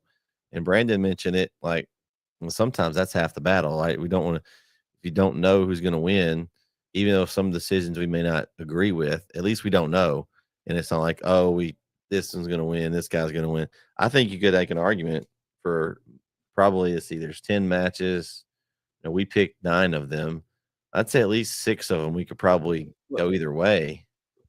Well, what worries me is I think like before that I was different with Kyle is every time he said, well, this one's simple. Well, logically it's simple, but we're thinking AEW here, so we got to think out. Before Kyle and I disagreed, I'm having trouble with it because like, this one's easy. Yeah. Well, it's we definitely all have a different set of picks, so it should be interesting to see how it goes. But it's going to be there's going to be some really good matches in there, though. One way or the other, we'll know. There'll be some bathroom. It'll be interesting to see how the order goes. We talked about that. Where do you put Ospreay? I think you put Monet following Ospreay. I think that's me. That's what I would do. So I think you got to put, if you look at the card, I mean, I think Moxley and Cope, because it's the AEW World Championship, I think that closes out the show. But I mean, if you look at it, I think I could see them opening with Ospreay and Fletcher because it's still cage. Get that one out of the way, and then you got the cage up for the rest of the night. I also think you've got you spread that one out where you have Mariah May and Toni Storm kind of in the middle, maybe. In the middle, yeah. Because I think that's going to be another one that's going to be really hot. That might be the one right before the main event. Yeah, I think Swerve Ricochet is going to be later in the card. MJF Hangman's going to be later in the card. Then I think Mox and Cope in the show. But I mean, you got to space them out. Okada and Brody King, I think that's going to be a. That's a low key banger. I think that's early in the card. Yeah, they'll probably put that up. So they'll start with Fletcher and them, then go to Mercedes them, and then go to Okada and. I would like that. That give me a break in between the two. You still have MJF and Hangman, which is going to, I mean, there's some good. I think that's towards the end, yeah. There's some good matches in this group. I mean, you don't mention Kenny Omega and Takeshita. Yeah, that'll be near the end because it's a title, especially if we think it's there's some good, I think, match qualities. I mean, but that's never the issue with AEW, right? Yeah. Like the matches, we know. Regardless, I know we don't pay for the pay-per-views anymore, but if we paid for the pay-per-view, you're welcome. Thank you. It would be money well spent. Like we know we're going to get our money's worth. In-ring action is going to be phenomenal. That's never been an issue with AEW. It's just everything around it. Like, and that's like and when you compare the two companies, when you look at Saturday with Elimination Chamber with WWE, they had less matches but a ton of story, and it had you entertained. And look how much we talked about WWE and what could happen with WWE, whereas compared to when we got to AEW, we have no idea where we're going. I have no idea. And it's not a good I don't know. It's not an I don't know because like you literally just don't know because they haven't given you anything. So I think that's the biggest it's interesting when we have these pay-per-views back to back like this, because you see just how far AEW is from WWE. Like, you can tout ratings and numbers all you want. The in-ring action, sure, AEW is head and shoulders, but overall quality and storytelling, WWE is it's not a comparison. Like, and AEW needs to work on that, but they have the talent to do it. You just got to tell compelling stories, and people will start caring about these matches. Yeah. But Well, you go back and listen to our shows from the beginning, and it was like the total opposite, right? I mean, it's funny how things have almost shifted completely, and now we have, instead of people complaining about Vince, now it's Tony Khan. He's kind of done that same thing where he's doing everything and doing it his way, and at some point, if he doesn't listen and take others' ideas, it's going to drive everything to the ground. I mean, the women's division right now is suffering because it's just no one cares about the matches. You got one match on this card that's that I care about for women, and you got two on the card. That's it, right? Just the two. Yeah, you got two on the card. One I have no care in the world about. You have look at the WWE events. They're not 50-50, but they're, they were this time because there was only 4, but there's usually at least close to half of the women versus the men's matches. So I think WWE's main problem right now to me is the tag team division. They've got to fix that somehow. And I don't know what they do, but it's just they've got some good teams, but they don't have any good really stories going. You get one story and you drive it in the dirt, kind of like the Motor City Machine Guns and DIY. They had to wrestle 10 times in 2 weeks, I think. It felt that way. I'm interested to see what they do with the Hill Street Profits, though. Yeah. They've got enough teams. The War Raiders are a good team. But yeah, there's not many teams on Raw. Like, yeah, they've got to build some teams somehow. Cal can't hear us. Cal can't hear us? That's what he's saying. Oh, I wonder if we can hear him. I'm back. Oh, okay. All right. Is the earbud go dead or something? Yeah, my AirPod died, and then when I went to plug it back in and it connected, y'all were moving and your mouths were moving, but I heard nothing. Oh, no, I was basically saying how the WWE's weak part is their tag division right now. It's kind of we got like 2 or 3 good teams, and we're seeing them every week. They don't have a good depth of teams for these titles. I think they're working on that, though. Yeah, I think they're working on it, and I think I think AEW is kind of struggling with tag teams too. But yeah, Phoenix is coming in, so the Lucha Brothers are. But I think AEW. But the thing that AEW has in their advantage that they're not using is they have a trios title and a tag team title. So you could have a trios division or a trios team, and then use the Freebird rule and have different sets of tag partners that you could have these different matches. So they could do a lot more, and they don't, whereas WWE doesn't even have the trios division, and they have all these tag teams that nobody really cares about, but they're at least trying. They're putting them on TV more and trying. But yeah, I think that is the weakness. Is that the 6-man? Is that the ROH 6-man tag, or is that the AEW trios, or is that the I mean, they got several sets of belts. I'm not sure which trios it is. Hey, we might as well should have ourselves some trio titles. We should have the Off the Ropes trio titles. We can take them off of Claudia on them. Yeah. Well, they're all concertoed, right? So we should be able to take them. Yeah, they did the work already. So as I guess we're about to close out, fellas. Any final thoughts before we get ready for another weekend of wrestling here coming up? Take the microphone away from Ricochet. I'm just looking forward to some good quality matches, and I'm interested to see if any of those matches. I know there's going to be some good ones.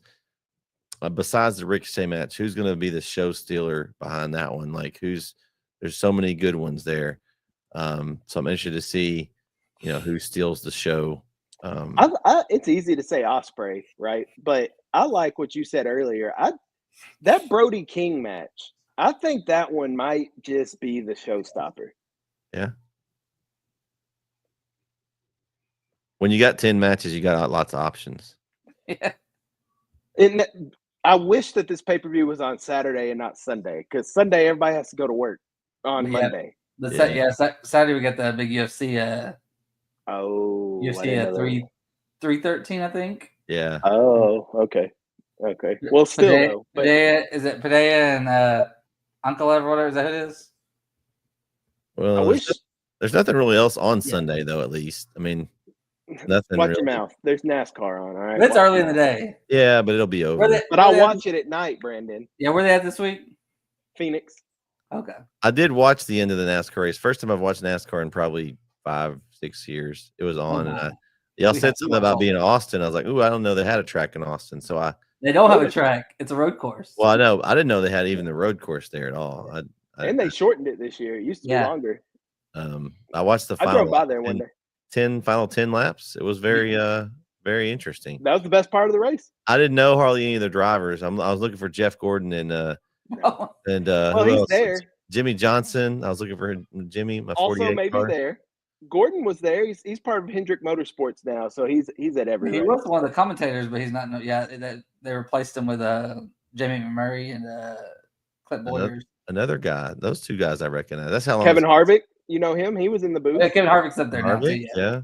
I did. The Bush. Kyle Busch was still in. Kyle. Yeah.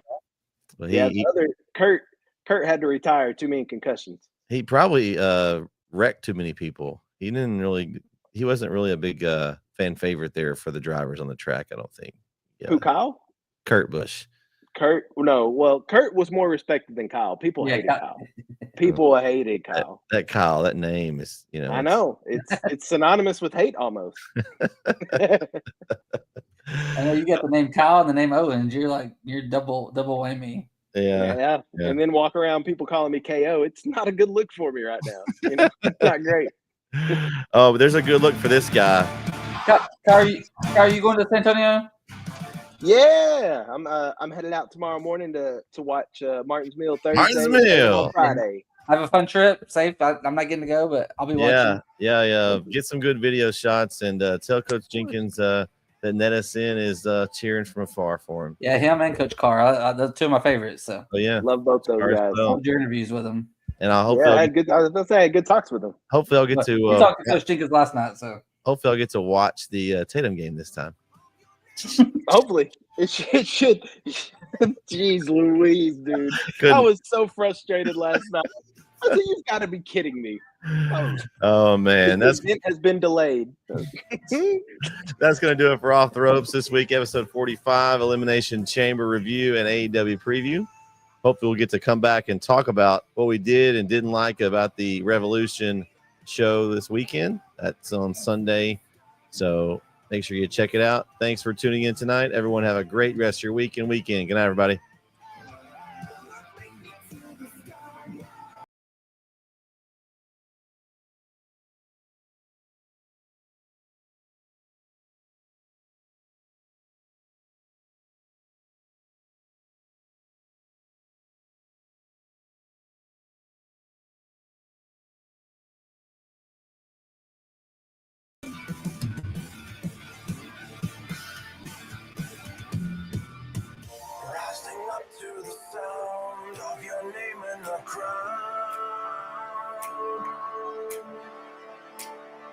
Make your way to the crowd and remember